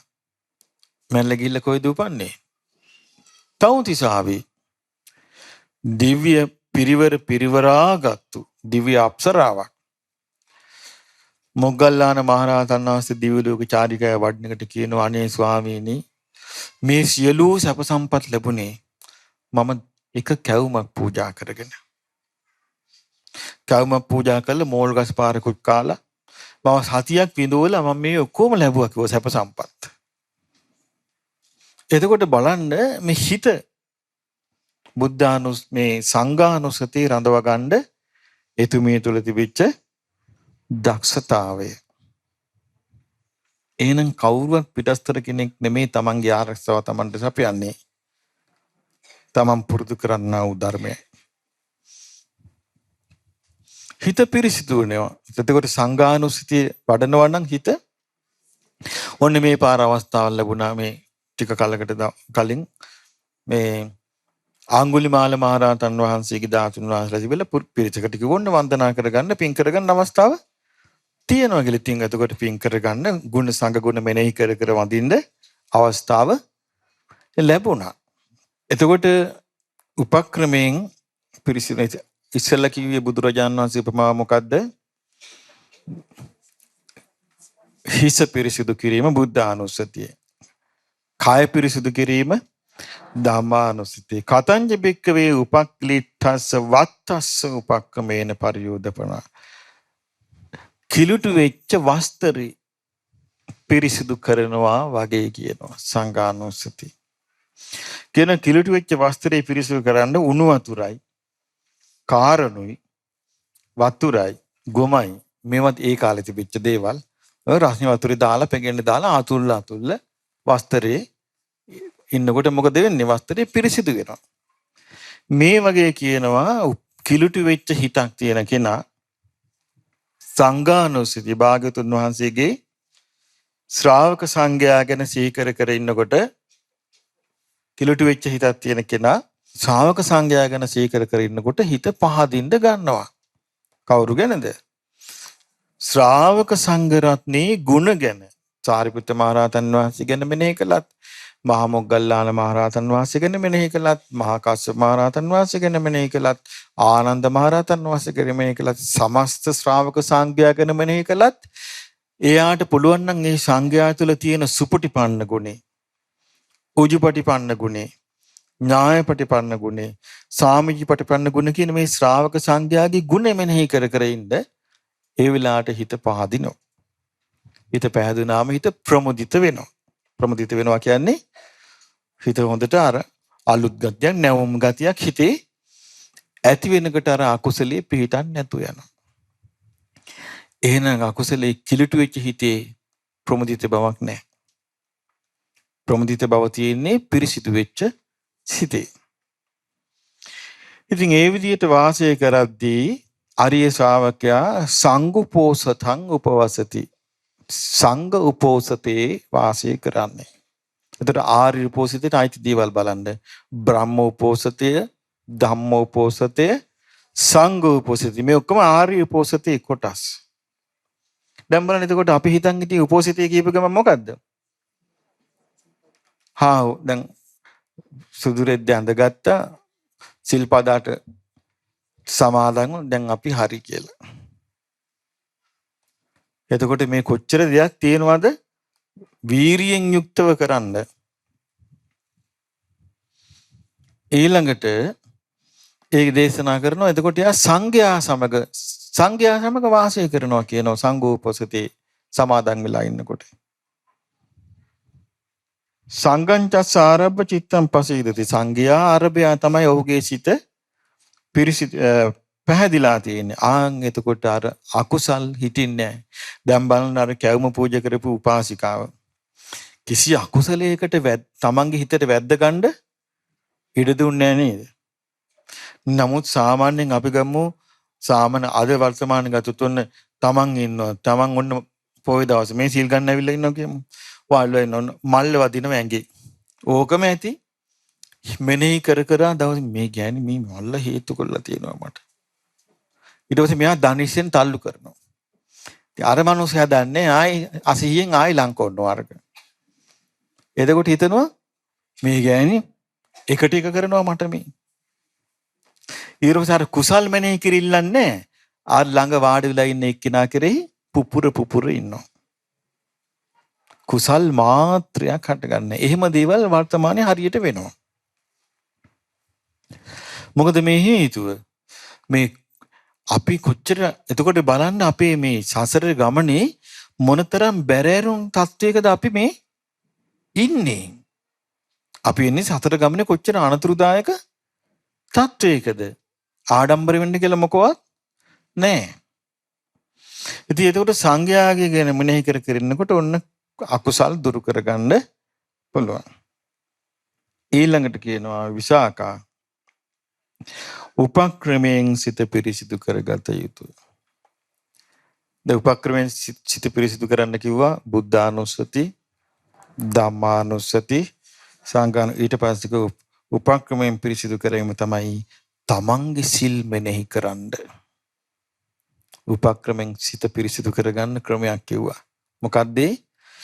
තමන්ගේ සිල් මෙනෙහි කරන්න කිව්වා. මගේ සීලේ කැඩිලා නැහැ. සිල්පද 8ක් නම් තියෙන්නේ. නැත්නම් දිනපතා නම් පංච සිල්පද 5 නම් මගේ සිල්පද 5 කැඩිලා නැහැ කියලා සිහි කරන්න කිව්වා. ඊට පස්සේ සිහි කරන්න කිව්වා මගේ සිල්පද 5 සිදුරු තියනවාද බලන්න කිව්වා. ඒ කිව්වේ දැන් අපි ගත්තොත් සතුන් මැරීමෙන් වැළකීලා ඉන්නවා. සොරකමෙන් වැළකීනම් බොරු කියවෙනවා. එතකොට මොකද්ද ඒක? සිදුරක්. එහෙම සිදුරක් නැහැ. මගේ සිල්පද 5 සිදුරක් නැහැ. ඊළඟට සමහර විට දැන් බොරු කියන්නේ බොරු කියන්නේ නැත්තම් කේලම් කියන එකක් නැහැ. නමුත් එයාගේ තුන්වෙනි සිල්පදේ එයාට නිකන් paludu වෙනවා කියලා අපි කියමු. එතකොට ඒකත් සිදුරක්. ඒ කියන්නේ සිල් වල පැල්ලම් අපිරිසිදුයි. එහෙම අපිරිසිදුකමක් තමන්ගේ සීලේ නැහැ. එතකොට මගේ සීලේ කැඩිලා නැහැ. මගේ සීලේ සිදුරු නැහැ. මගේ සීලේ පැල්ලම් නැහැ. ඊළඟට බලනවා තමන් මම මේ සීලය ආරක්ෂා කරන්නේ සමාජ පිළිගැනීමකටද? gedara පිළිගැනීමකටද? ගෞරවය ලබන්නද? බැලුම් පස්සේ එහෙම එකකුත් එහෙනම් තෘෂ්ණා දාස වෙලත් නැහැ. ඊළඟට මගේ මේ සීලය හරි නොනැති දැක්කොත් මට මේකට ප්‍රශංසා කරයිද? ගරහයිද? කියලා බලනකොට මගේ මේ සීලය නොනැති දැක්කොත් නොනැති දෙවි කෙනෙක් දැක්කොත් පැසසුම් කරයි කියලා. එතකොට ඒ සීලය ගැන යාට සන්තෝෂයක් ඇති වෙනවා. ඊළඟ මගේ මේ සීලය මේ සසරෙන් එතර වෙන ආසාවෙන්ද මම ඒ තියාගෙන ඉන්නේ නැත්නම් මම කාමයේ පතපතද බලද්දි තමන් සීලේ පිහිටලා ඉන්නේ කාමයේ පතපත නෙමෙයි සසරෙන් එතර වෙන්න පිහිටක් පිණිස. මගේ මේ සීලයෙන් මගේ හිත සංසිඳනවාද කියලා බලද්දි හිත සංසිඳනවා නම් සමාධිය පිණිස පවතිනවා. එතකොට යාට මේ සීලය ගැන මේ විදිහට මෙනෙහි කර කර ඉන්නකොට සිත සතුටටපත් වෙනවා. සිත පහදිනවා. සිත පහදින්නේ මොකක් ගැනද? තමන්ගේ සීලය ගැන. පහදිනකොට පාමොජ්ජං උප්පජ්ජති ප්‍රමුදිත බව ඇති වෙනවා. මට එක වයසක අම්මා කෙනෙක් හම්බුණා. දැන් ඒ අම්මා නෑ, ජීවතුන් අතර නෑ. ඒ අම්මට ධර්මය හම්බෙලා තියෙන්නේ වයස 80 දී. තියම මට කිව්වා මට මතකයි 85 දී මම මුණ ගැහෙන්න ආවා. ඇවිල්ලා කිව්වා අනේ ස්වාමීනි මට මේ බුදු ගුණ, දහම් ගුණ, සංඝ ගුණ තේරෙන්න ඉගෙන ගත්තේ මේ වයස 80 දී. ඔබ වහන්සේගේ පොත් කියවලා. කිව්වා පුදුම වැඩක් ස්වාමීනි අපේ පවුලේ ඥාතීන් ඔක්කොම 80 වෙනකොට මැරිලා. මං 80 දී මරියේ නැත්තේ මගේ పూర్වේ පිනකට මම මේ විදියට එදා අදිෂ්ඨානය කරලා සීලේ පිහිටිය කියලා සීලානුස්සතිය ගැන තමයි ඒ අම්මා මාත් එක්ක විස්තර කළේ. ඒතර අම්මා සතුටු වෙ හිටියේ මොකක් ගැනද? සීලානුස්සතිය ගැන. තීම hina වෙවි කියනවා. හරි මොකක්ද ඒකට කියන්නේ? හරි ප්‍රියමනාප අම්මා කෙනෙක්. වයසක අම්මා කෙනෙක්. නමුත් දුටු පමණින් හිත අන්නාගේ හිත පහදිනවා. ඒ ප්‍රියමනාප මෑණියෝ අම්මා දරුවෝත් ඉතින් බොහොම ආදරෙන් දෙවි කෙනෙකුට වගේ අම්මට උපස්ථාන කළා. එතකොට ඒ අම්මා කිව්වා මං හරි සතුටුයි මම මෙහෙම ඉන්න මම සීලෙ මෙනෙහි කරනවා කියලා. එතකොට මේ වෙලාවට දැන් මේ වෙද්දි ඒ අම්මා සුගතිය ඇති. එතකොට මම මේ කිව්වේ මේ සීලෙ මෙනෙහි කර කෙනෙක් ගන්න සන්තෝෂය. එතකොට ඒක උපෝසථයට අයිති එකක්. දැන් මේ විදිහේ වැඩ ගොඩාක් තියෙන නම් උපෝසතේ මේ කයිවාරුක ගහින්න වෙලාවක් තියෙයිද? කතා කර ඉන්න වෙලාවක් තියෙයිද?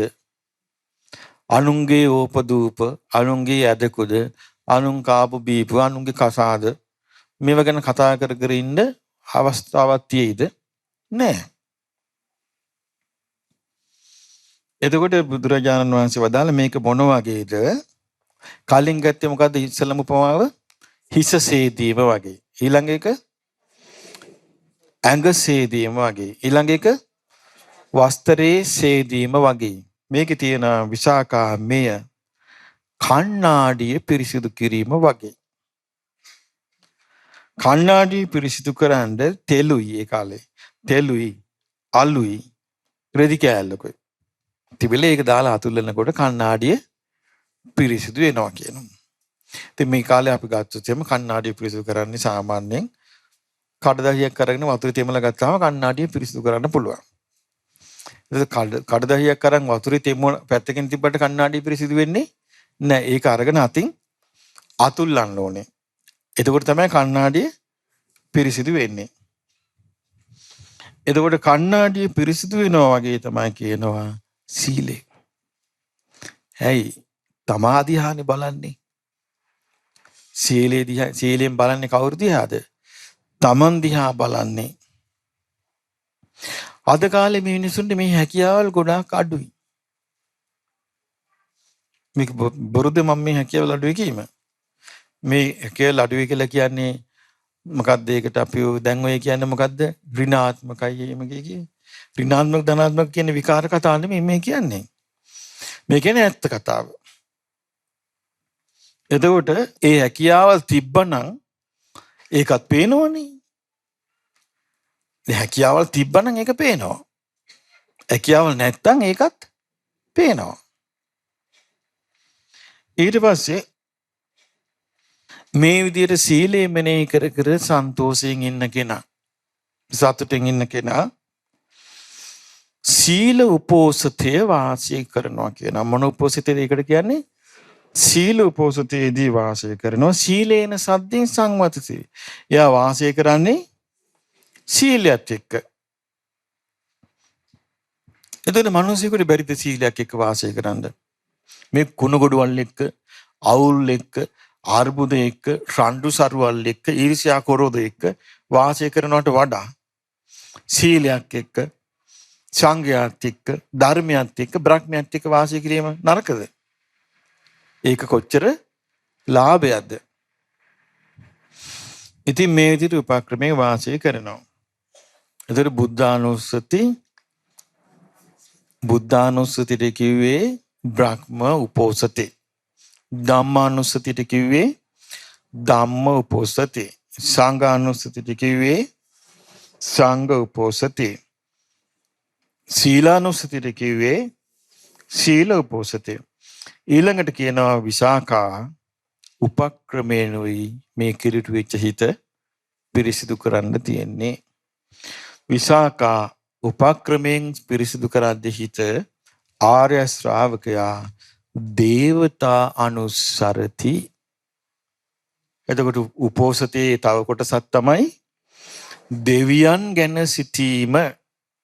දේවතා අනුසරති කොහොමද? සන්ති දේවතා චාතු මහරජිකා. චාතු මහරජිකාවේ චාතු මහරජික කියන්නේ සතරවරන් දෙවිවරුන්ගේ යටතේ තියෙන දිව්‍ය ලෝකයක් තියෙනවා. චාතු මහරජික. ඊළඟට සන්ති දේවා තාවතින්සා තව්තිසා වැසි දෙවියෝ සිටිති. සන්ති දේවා යාම දෙවියෝ සිටිති. සන්ති දේවා තුසිත දෙවියෝ සිටිති. සන්ති දේවා නිම්මාන රති දෙවියෝ සිටිති. සන්ති දේවා පරිනිම්මිත වසවත්ති දෙවියෝ සිටිති.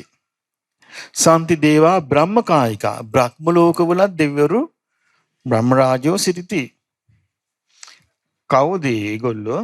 සන්ති දේවා තත්තුතරෙන් ඊටත් ඉහළ ලෝකවල දෙවිවරු සිටිති කියලා කල්පනා කිරීම.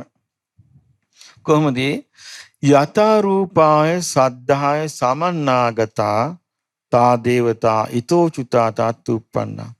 ඒ දෙවිවරු යම් බඳු ශ්‍රද්ධාවකින් යුක්තව සිටියාද එහෙම ඉඳගෙන මේ මනුස්ස ලෝකෙන් චුත වෙලා පළච්ච අය. මනුස්ස ලෝකෙන් චුත වෙලා ගියපු අය තමයි කවුද? ඔය කියාපු දිව්‍ය ලෝකවල ඉන්නේ. කොහෙද? චාතු මහරජිකේ, තාවතින්සේ, යාමේ, තුසිතේ, නිම්මාන රතියේ, පරිනිම්මිත වසවත්තේ ඉන්නේ මේ මනුස්ස ලෝකෙන් චුත වෙලා ගියපු අය. මොන විදිහට චුත වෙලා ගියපුවද? යම්බදු ශ්‍රද්ධාවකින් හිටියාද ඒ ශ්‍රද්ධාවෙන් යුක්තව ඉඳලා චුත වෙලා ගියපු අය.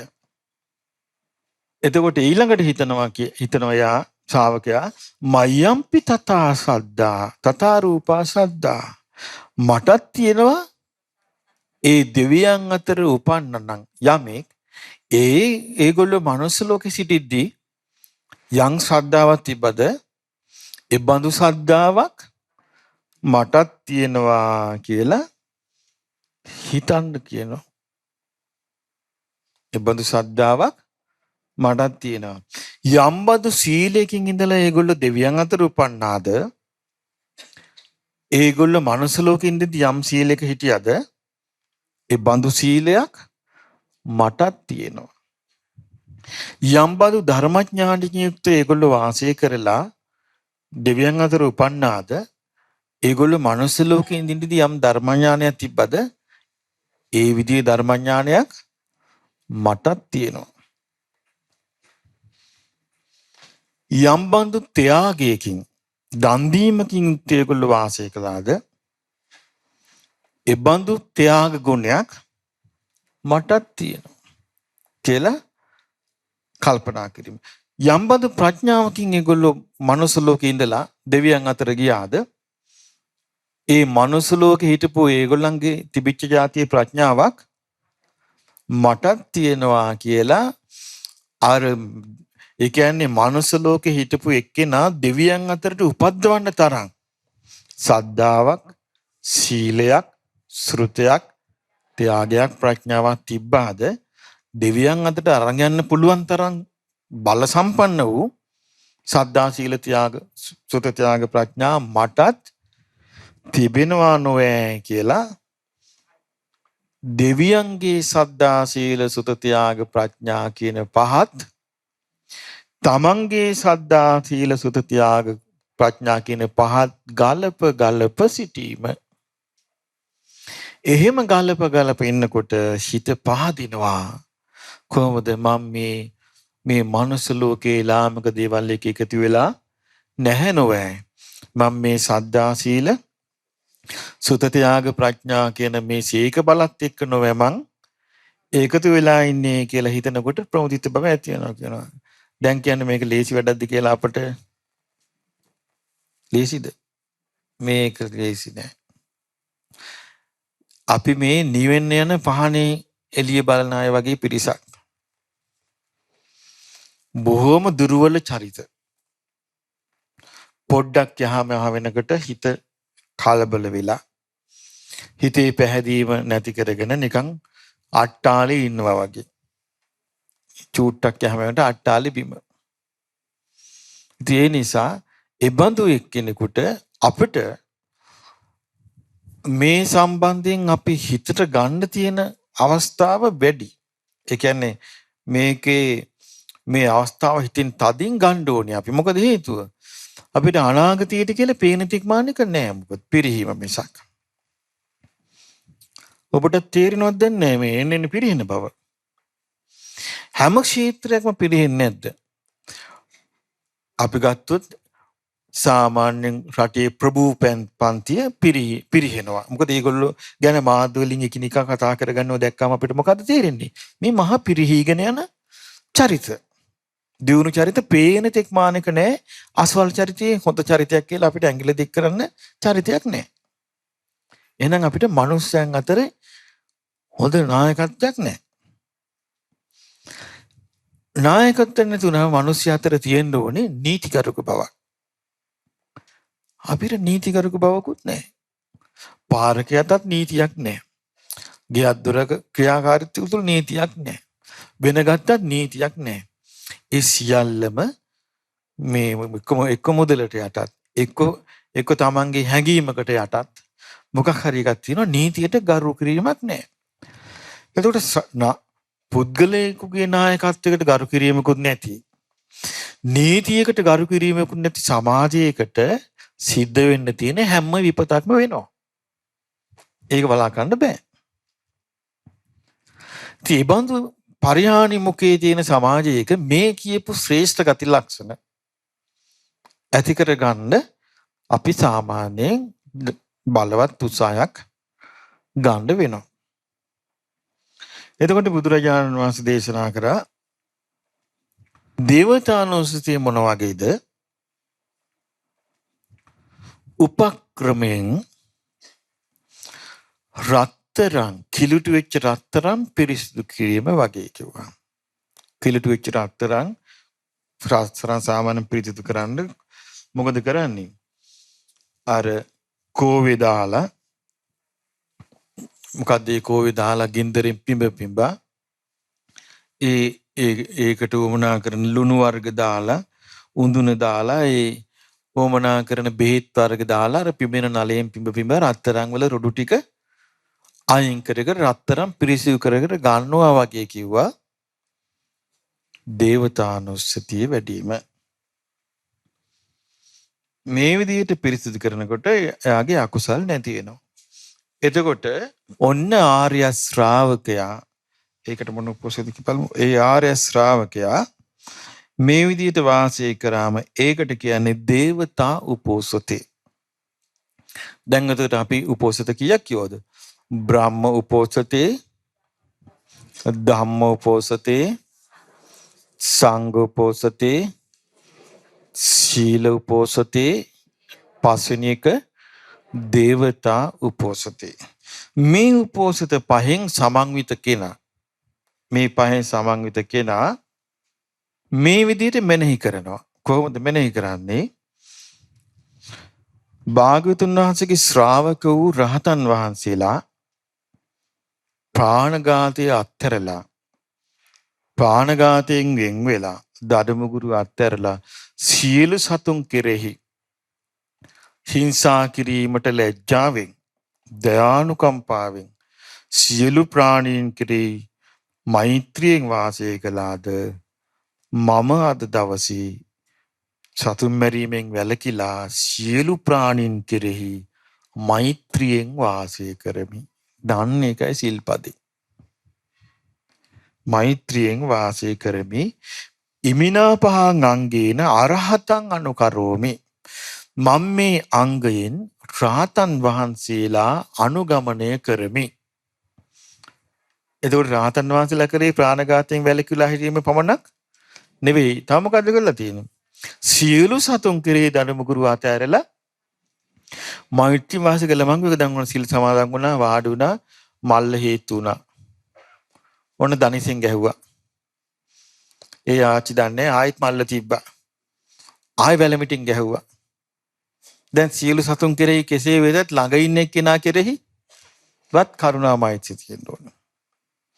එතකොට බලන්න මේ උපෝසතේ සිහි කරන්න ඕනේ කොහොමද? එතකොට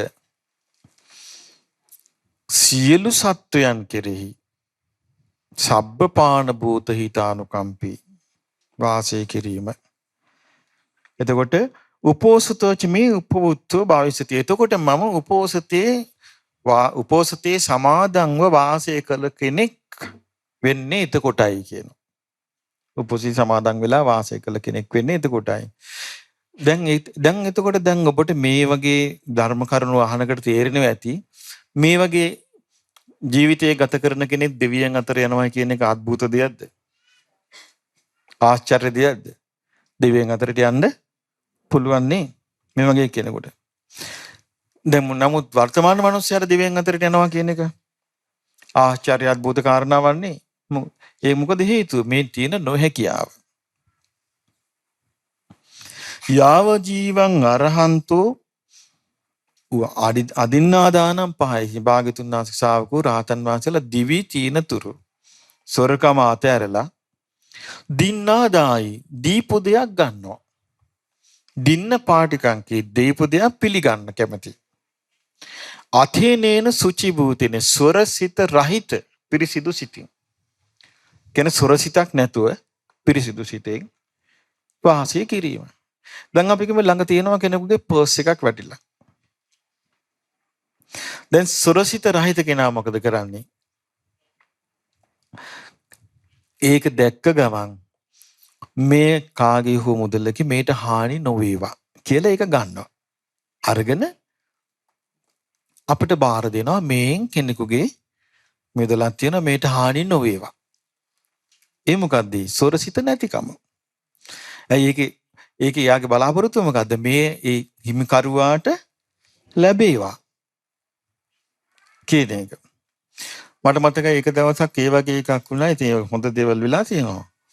මේ අම්මා කෙනෙක් මං හිතන්නේ මගුල් ගෙදරක යන ගමන් අපි වැඩසටහනකට ඇවිල්ලා ඒ අම්මා කල්පනා කරලා තියෙනවා තරුණ අම්මා කෙනෙක් මම මේ ආභරණ පැළඳගෙන මේකට සහභාගී වෙන එක සුදුසු නෑ කියලා. චේන් එකයි මේ මොන හරි තිබිච්ච කනකර රත්තරන් බඩු ටික ගෙනල්ලා ලේන්සුවේ ගැට තමන්ගේ ලේන්සුවේ ගැට ගහලා ඉනේ ගහගෙන ගිහිල්ලා මේ දැන් ඔන්න වැඩසටහන දවසේ දානේ බෙදුවා. දානෙදි පිගාන අරගෙන මෙයා ගියා පිගාන හොදන්න. පිගාන හොදන සෙනඟ තෙරපුණා. අර ලේන්සුව වැටුණා. දැන් අදන්නේ.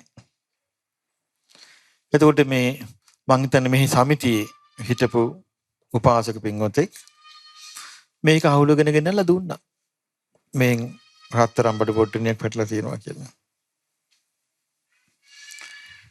එතකොට සාමාන්‍යයෙන් මම කිව්වේ ඉතින් ඒක නේද හොඳකම කියන්නේ.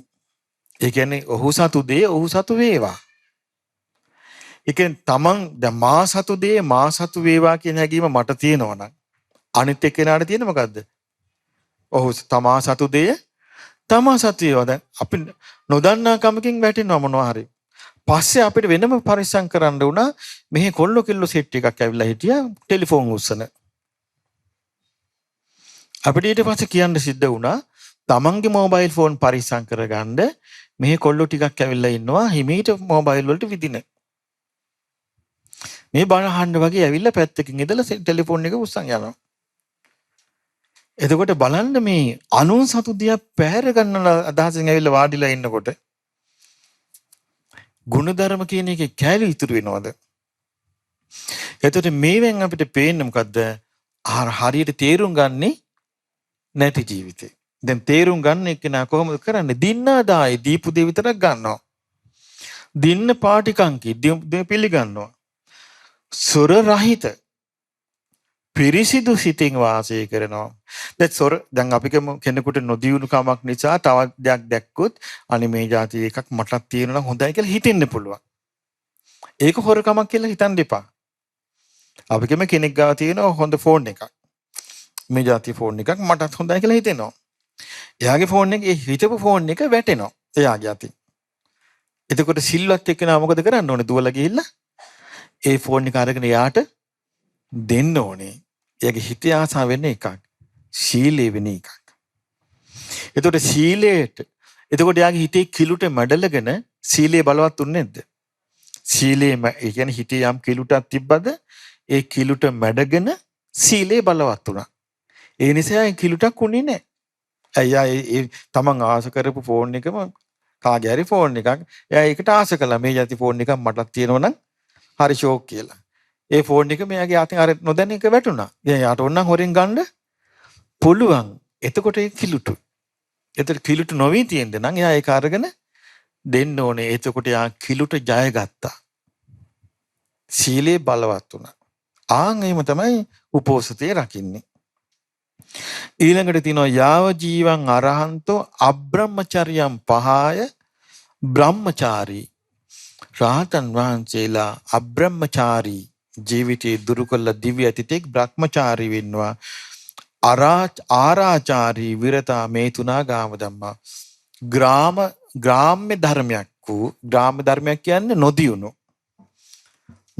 ඒ කියන්නේ දියුණු නැති uncultured නොදියුණු ධර්මයක් වෙච්ච දෙයක් හරියට මේ සලකන මායතුන සේවනයෙන් වැළකී බ්‍රහ්මචාරීව වාසය කිරීම.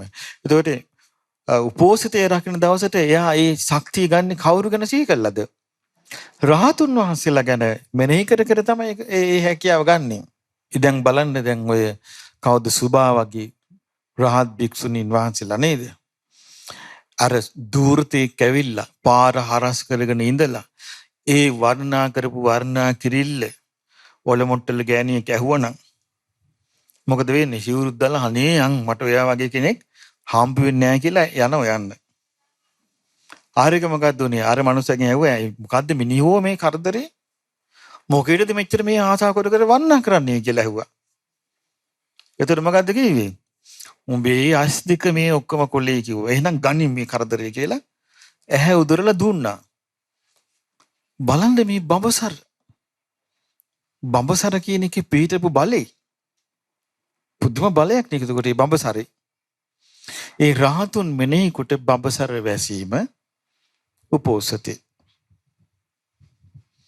යාව ජීවං අරහන්තු රහතන් වහන්සේලා දිව්‍ය ඇතිතෙක් මුසාවාදම් පහාය බොරු කීම අත්හැරලා මුසාවාද වැළකීලා එන මුසාවාදී නැත්තම් මොකද එතන තියෙන්නේ? සත්‍යවාදී ඇත්ත කියන කෙනෙක්, සත්‍ය සන්දං සත්‍ය ගලපන කෙනෙක්, තේතා නිවැරදි දේ නිර්වද්‍ය දේ කියන කෙනෙක්, පච්චයිකා අවිසංවාද අර්බුදය ඇති වෙන දේ නොකියන කෙනෙක්. ලෝකයේ අයිතකොට ඔක්කොම සීලයට අයිති දේවල්.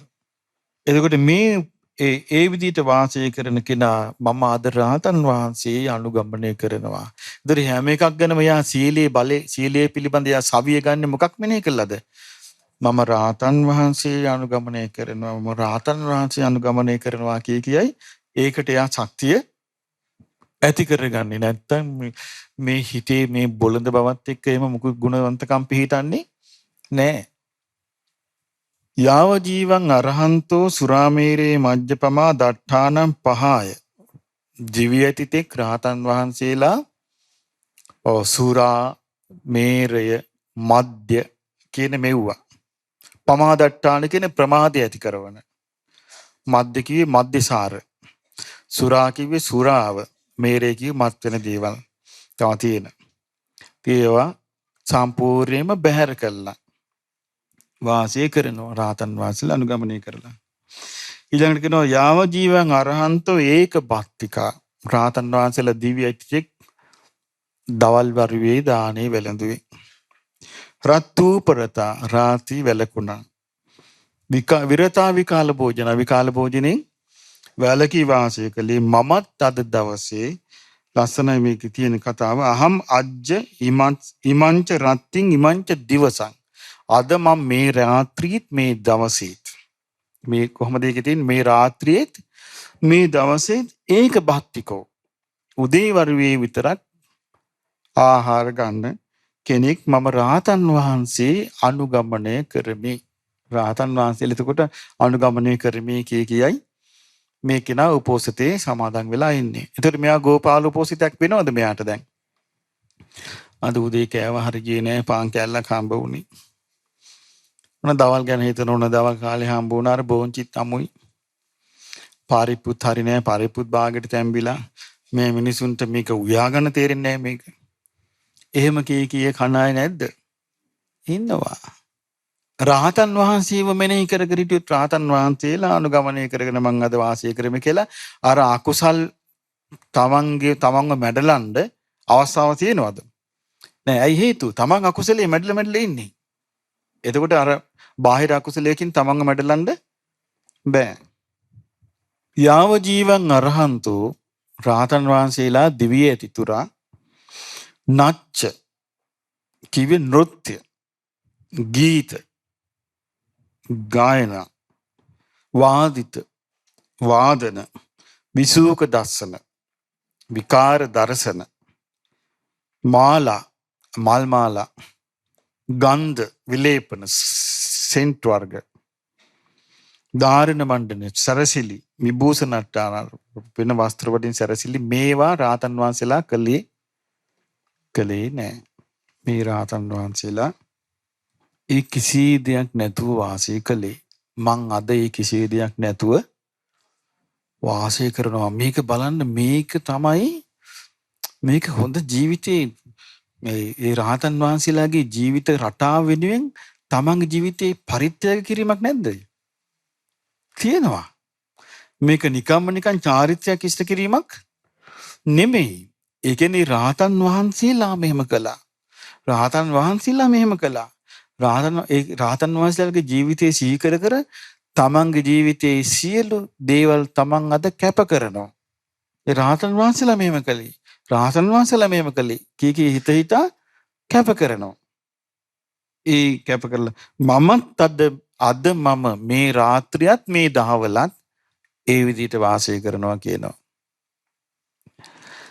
ඒ කියන්නේ එතකොට ඒ බුදුරජාණන් වහන්සේගේ කාලේ රස්සාවට නැටුම් නටන අය හිටියා. රස්සාවට සින්දු කියන අය හිටියා. රස්සාවට වාද්‍ය වෘන්දයන් යෙදෙන අය හිටියා.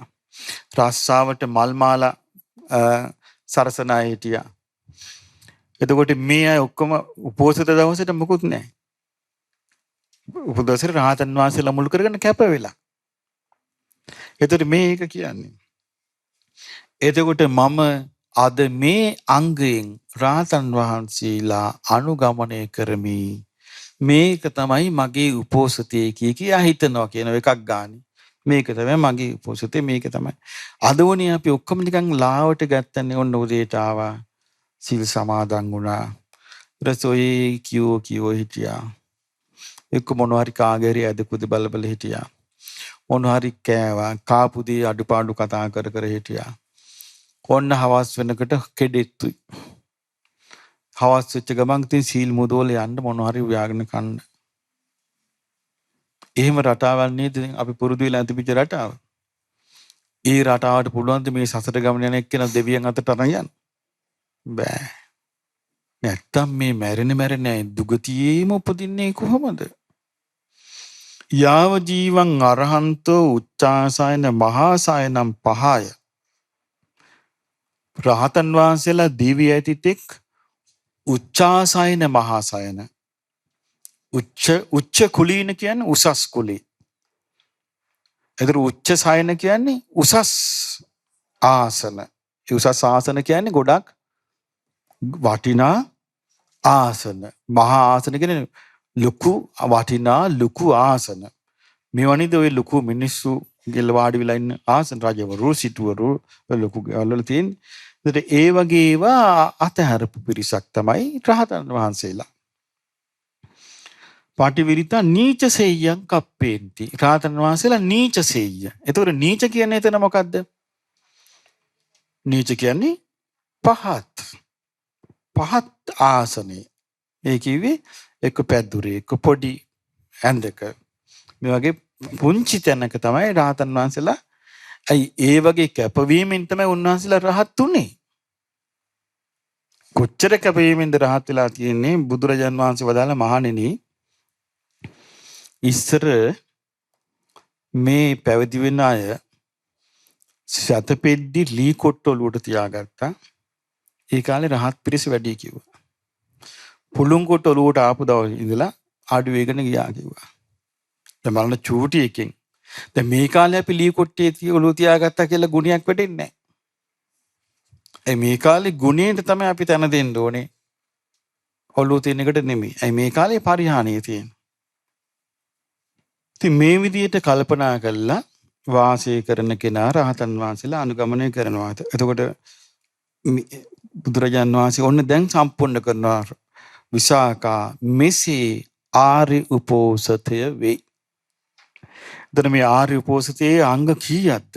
බුද්ධානුස්සති, ධම්මානුස්සති, සංඝානුස්සති, සීලානුස්සති, දේවතානුස්සති සහ රාතන් වහන්සේලා අනුගමනය කරගෙන අට්ඨාංග උපෝසතේ පිහිටීම. කියන මේ 6 තමයි ආර්ය උපෝසතය. ඒතර ආර්ය උපෝසතය කියන්නේ නිකම්ම සීල සමාදන් වීමක් නෙමෙයි. ඊළඟට බුදුරජාණන් වහන්සේ වදාලා විසාකා මේ විදිහට වාසය කළොත් ආර්ය ශ්‍රාවකයා මේ විදිහ උපෝසතයකින් යුක්ත වුණොත් මහත්ඵලෝ හොති මහනිසංසෝ. මහත්ඵලයි මහානිසංසයි. මහා ජුතිකෝ මහා බැබලීමකින් යුක්තයි. මහා විප්පාරෝ මහා පැතිරීමකින් යුක්තයි. මොකද්ද කියනවා? විසාකා 16 මහා ජනපද. දැන් ඒ කාලේ 16 මහා ජනපද තියෙනවනේ. දැන් මේ කාලේ කියනවනම් ඒ කාලේ 16 මහා ජනපද තමයි ඉතින් විශාලට තිබුණේ. මේ කාලේ කියනවනේ ලන්ඩන්, පැරිස්, නිව්යෝර්ක්, ටෝකියෝ, මේක ලොකු විශාල නගර තියෙනවනේ ලෝකෙ දියුණුවේ කියපු. ඒ සියලුම දියුණුවේ කියපු මේ සියලු නගර වල අධිපති වෙනවට වඩා ඒ කියන්නේ මේක අහනවා විසාකා ඒ සියලු අධිපති වෙනවට වඩා විසාකේ මානසික රාජන් දිබ්බ සුඛං දිව්‍ය සැප ඉදිරියේ ඒ සියල්ල ලාමකයි කියනවා. ඒක මේ ලොකු රාජධානි වලින් යුක්ත අපි ගත්තොත් එහෙම ලන්ඩන්, පැරිස්, නිව්යෝර්ක්, ටෝකියෝ මේ වගේ ලොකු නගර රාජධානි වලින් යුක්ත රටක ලෝකෙක අධිපති වනවට වඩා අධිපති වීම දිව්‍ය සැපත් එක්ක බලද්දී බොහොම ලාමක එකක් කිව්වා. ඊළඟට බුදුරජාණන් වහන්සේක විස්තර කරන විසාකා මනුස්ස ලෝකයේ අවුරුදු 50ක් චාතු මහරජිකේ එක දවසයි. එක රෑදවලයි. ඒ වගේ රෑදවල් 30ක් එක මාසයයි. ඒ වගේ මාස 12ක් අවුරුද්දයි. ඒ වගේ අවුරුදු 500ක් චාතු මහරජික දෙවියන්ගේ ආයුෂ. එතකොට මේ මනුස්ස රාජ්‍යයේ තියෙන සැපේ ඒ චාතු මහරජික දිව්‍ය ලෝකේ උපන්න දෙවි කෙනෙකුගේ සැපයත් එක්ක බලද්දී බොහොම ලාමක එකක්. ඊළඟට කිව්වා තවතිසාවේ ආයුෂ අවුරුදු 100ක් මනුස්ස ලෝකේ අවුරුදු 100ක් තවතිසාවේ එක දවසයි. ඒ එක දවසේ 30ක් මාසයක්. ඒ කියන්නේ තවතිසාවේ මාසයක් මනුස්ස ලෝකේ අවුරුදු කීයද? 3000යි. මනුස්ස ලෝකේ අවුරුදු 3000 තවතිසාවේ මාසයයි. එතකොට ඒ වගේ මාස 12ක් අවුරුද්දයි. ඒ වගේ අවුරුදු 1000ක් ඒ දිව්‍ය ආයුෂ. එතකොට ඒ ආයුෂයි ඒ විදින සැපත් බලද්දි මේ මිනිස් රාජ්‍ය කියන එක දිව්‍ය සැපත් ටික බලද්දි බොහොම මේ කෘපණ කියන්නේ බොහොම දිලිඳුයි. මිනිස් රාජ්‍ය බොහොම දිලිඳු එකක් කියනවා දිව්‍ය රාජ්‍යත් එක බලද්දි. ඊළඟට මනුස්ස ලෝකයේ අවුරුදු 200ක් යාම ලෝකේ එක දවසයි. එතකොට යාම ලෝකේ ඒ 1630ක් එකේ මනුස්ස ලෝකේ අවුරුදු 6000ක් එහි මාසයයි. ඒ මාස 12ක් අවුරුද්දයි. ඒ අවුරුදු 2000ක් මේ යාම දිව්‍ය ලෝකේ ආවස මනුස්ස ලෝකෙත් බලද්දි මනුස්ස රාජ්‍ය බොහොම දිලිඳු එකක් කිව්වා. ඊළඟට කියනවා විසාකා තුසිත දිව්‍ය ලෝකේ මනුස්ස ලෝකේ අවුරුදු 400ක් තුසිත දිව්‍ය ලෝකේ එක දවසයි. එතකොට ඒ 400 ඒවා 30ක් එක මාසයයි. 4 30 කීයද? 4 10 40යි 12000 අවුරුදු 12000ක් ඒ මාසෙ. ඒ වගේ ඒවා 12ක් අවුරුද්දයි. ඒ වගේ අවුරුදු 4000ක් තුසිත දිව්‍ය ලෝකේ ආයුෂ. දැන් බලන්න ඉතින් මේ වගේ දිව්‍ය ලෝකයක මේ වර්තමාන මිනිස්සයා මනුස්ස ලෝකයෙන් බේරිලා දිව්‍ය ලෝකයට පැනගත්තොත් කුසල් නැතුව එයාට මාර්ගඵල දැන් ගෞතම බුද්ධ ශාසනය අහිමි වෙයිද? නෑනේ. ගෞතම බුද්ධ ශාසනය අහිමි වෙන්නේ නෑනේ. ඒ තාම බබලන්නේ ගෞතම බුද්ධ ශාසනය. දැන් ඔය කියන දෙවිවරු ඔක්කොම වැඩිපුර ඉන්නේ කවුද? ගෞතම බුද්ධ ශාසනයේ මාර්ගඵලලාභින්. එතන මෛත්‍රී බුද්ධ ශාසනයක් ගැන දැන් කතා කරන එක කිසි තේරුමක් නෑ.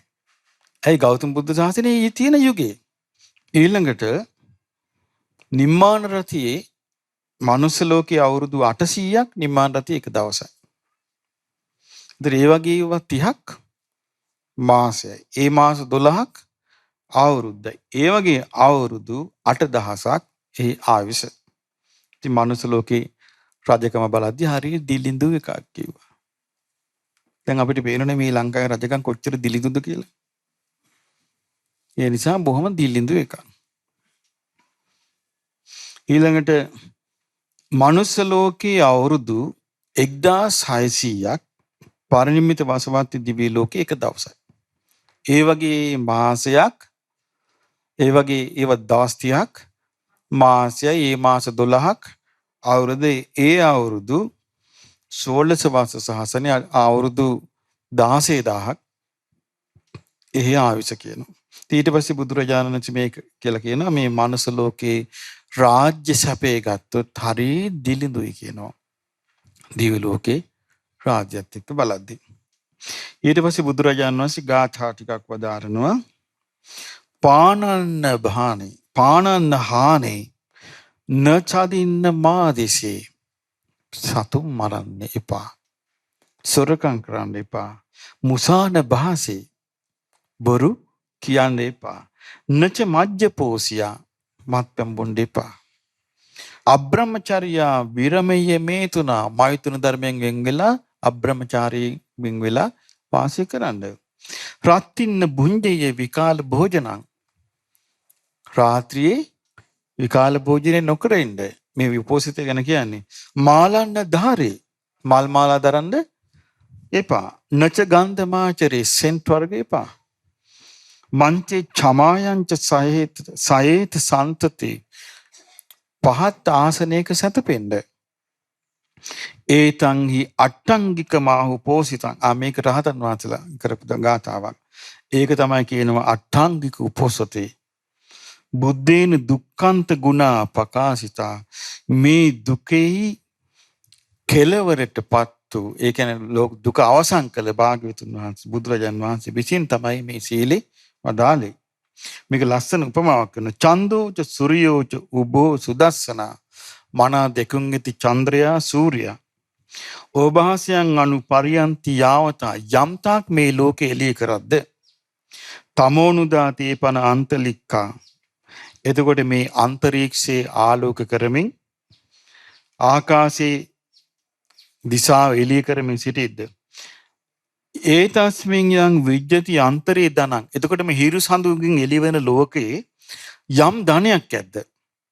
මුත්තා, මුතු, මණි, මණික්, වේලුරියන්, වෛරෝඩ්‍ය, වෛදූර්ය මාණික්ක ආදී බද්දකම් සුන්දර මණික් වර්ග ඇද්ද? සිංගී සුවන්නං අथवाපි කංචනං මේ රන් රිදී මුතු මණික් ආදී ඇද්ද? යං ජාත රූපං හටකන්තු යම් තාක් වස්තු ඇද්ද? ධනිය ඇද්ද? අට්ටංගු පේතස්ස උපෝසතස්ස කලම්පිතේනානු භවಂತಿ සෝලසින් අට්ටාංග උපෝසතේ සමාදන් වෙච්ච කෙනා ලබා ගන්න පින්බලින් 16න් එකක් වටින්නේ නැහැ කියනවා. ඒ කියන්නේ මේ ලෝකේ මේ හිරු සඳු එළියවන ලෝකේ තියෙනවද යම් මුතු මණික් රත්තරන් වෛදූර්ය ආදී මණික් වර්ගයක්ද? මේ සියලු සම්පත් එකතු කළත් මේ විදිහට මේ දේශනාවේ ප්‍රකාර මේ සීලේ පිහිටලා ඉන්න කෙනෙක් සමාදන් වෙන උපෝසතයක් ඇද්ද? ඒ උපෝසතෙන් ලැබෙන ඵලෙන් 16න් එකක් වටින්නේ නැහැ කියනවා. ඊළඟට කියනවා අට්ටංගුපේතස චන්දප්පභා තාරගනාච සබ්බේ. ඒක කොහොමද කියන්නේ? ඒ සියලු සඳරස් තරුවෙලියෙන් උතු සඳරස් වලින් යන එකයි 16න් එකක් තරම්වත් ඒක වටින්නේ නැහැ කියනවා. තස්මාහි නාරීච නරෝච සීලවා. ඒ නිසා නාරී කියන්නේ ස්ත්‍රීන්ද, නරෝච පුරුෂයන් සීලවන්ත වූ අට්ටංගුපේතං උපවස්සු පෝසතං. ඒ නිසා මේ කියන අට්ඨාංගයකින් යුක්ත, අට්ඨාංග කිව්වේ අංග 8කින් යුක්ත උපෝසතේ සමාදන් වෙන කෙනා පුඤ්ඤානි කත්වාන සුඛුද්‍රයානි සැප ලැබෙන පින් කරලා අනින්දිතා සග්ග මුපේතිතානං නින්දා නැති ස්වර්ගයෙහි උපදිති. ඒතර නින්දා නැති ස්වර්ගයෙහි උපදින්න එයාට මේ කියාපු උපෝසතේ තමයි පිට වෙන. දැන් ඔබ අද මේ මං හිතන්නේ අද ඔබ තේරුම් ගන්න ඇති. අපි නැත්තම් උපෝසතිය කිව්වම මේ දැන් පොයේනවා, දැන් අපි සිල් ගන්න යනවා. හරි එහෙනම් සුදුරෙදි ලෑස්ති කරාපන් කියලා අපි ඒ ටික ලෑස්ති කරගෙන පාන්දර වතුර ටිකක් නාලා ලෑස්ති වෙනවා. ලෑස්තිලා ඉතින් අපි ඇවිල්ලා ඕන දැන් ඔන්න සිල් සමාදන් වෙනවා. ඉතින් අපි හිතන්නේ දැන් හරි. දැන් උපෝසතෙන් අපි යුක්තයි. නමුත් ඒක බැලුවාම ඒක ඊට අපි හිතනවට වඩා මහ විශාල වැඩසටහනක් ඒකේ තියෙනවා. එතකොට මේ වැඩසටහන ගන්න දක්ෂ එක්කෙනාගේ අතේ තමයි මේක තියෙන්නේ. දැන් ඔන්න ඔබට අහන්න ලැබෙනවා. දැන් අපි මේක කිව්වේ නැත්තම් ඔබට අහන්න අවස්ථාවක් ලැබුණෙත් නැත්තම් ඔබට මේක හරි විදිහට කරගන්න ලැබෙන්නේ නැහැ නේ. දැන් උදේ අපි ඔබට කිව්වා මේ අපි කිව්වේ අපි හිතාගත්තු කතන්දර ටිකක්ද නැත්නම් බුදුරජාණන් වහන්සේ පැහැදිලිවම කෙනෙකුට දේශනා කරපු එකක්ද? පැහැදිලිවම විසාකාවට දේශනා කරපු එකක්. ඒකේ උන්වහන්සේ දේශනා කළා විසාකාගෙන් කිස්සල්ලාම ඇහුවා මොකද මේ මහා දවල්? ඊට පස්සේ කිව්වා අද මං උපෝසිතේ සමාදන් වෙලා ඉන්නේ කිව්වා. ඊට පස්සේ කිව්වා විසාකා උපෝසත 3ක් තියෙනවා කිව්වා. ගෝපල්ලාගේ උපෝසතේ, නිගණ්ඨයාගේ උපෝසතේ, ආර්ය උපෝසතේ. ගෝපල්ලාගේ උපෝසතේ කිව්වා සිල්ගතු දවසට කාපු බීපු දේවල් ගැන කතාබස් කර කල්පනා කර ඉන්න එක. නිගණ්ඨ උපෝසතේ කිව්වා නිගණ්ඨනාථ පුත්‍ර උගන්වපු එක. ආර්ය උපෝසතේ පටන් ගන්නෙ මොකෙන්ද? බුද්ධානුස්සතිය. ඒක මොන වගේ එකක්ද? කවුරුන් සමග වාසය කරනවා වගේද? බ්‍රාහ්මයා සමග වාසය කරනවා. ඊළඟ එක ධර්මයේමනේ ධම්මානුස්සති. ඊළඟ එක නෑ බුද්ධානුස්සතියේ උපමාව මොකද්ද? හිස සෝදනවා වගේ. ධම්මානුස්සතියේ උපමාව මොකද්ද? ඇඟ සෝදනවා වගේ. සංඝානුස්සතියේ උපමාව කොහොමද? වස්ත්‍රය සෝදනවා වගේ. සීලානුස්සතියේ උපමාව කොහොමද? කන්නාඩිය පිරිසිදු කරනවා වගේ. දේවතානුස්සතියේ උපමාව කොහොමද? රත්තරම් පිරිසිදු කරනවා වගේ. ඊට පස්සේ සිල්පද 8 සමාදන් වෙන්නේ කවුරු ගැන සිහි කරගෙනද? රාතන් වහන්සේලා. මේ විදිහට දැන් ඔය කියාපු විස්තරය අනුව කෙනෙක් අනුගමනය කරොත් ඇත්තෙම එයාට මේ කුසලයේ රැඳුණු සතුට සිතකින් එයාට දවස ගෙවන්න බැරිද? පුළුවන්. ඉතින් එහෙම කරගන්න වාසනාව ලැබේවා.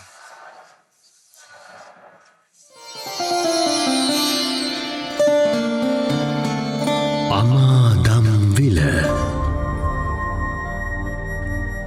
අතිපූජනීය කිරිබත්ගොඩ ඥානානන්ද ස්වාමීන්ද්‍රයන් වහන්සේගේ ධර්ම දේශනාව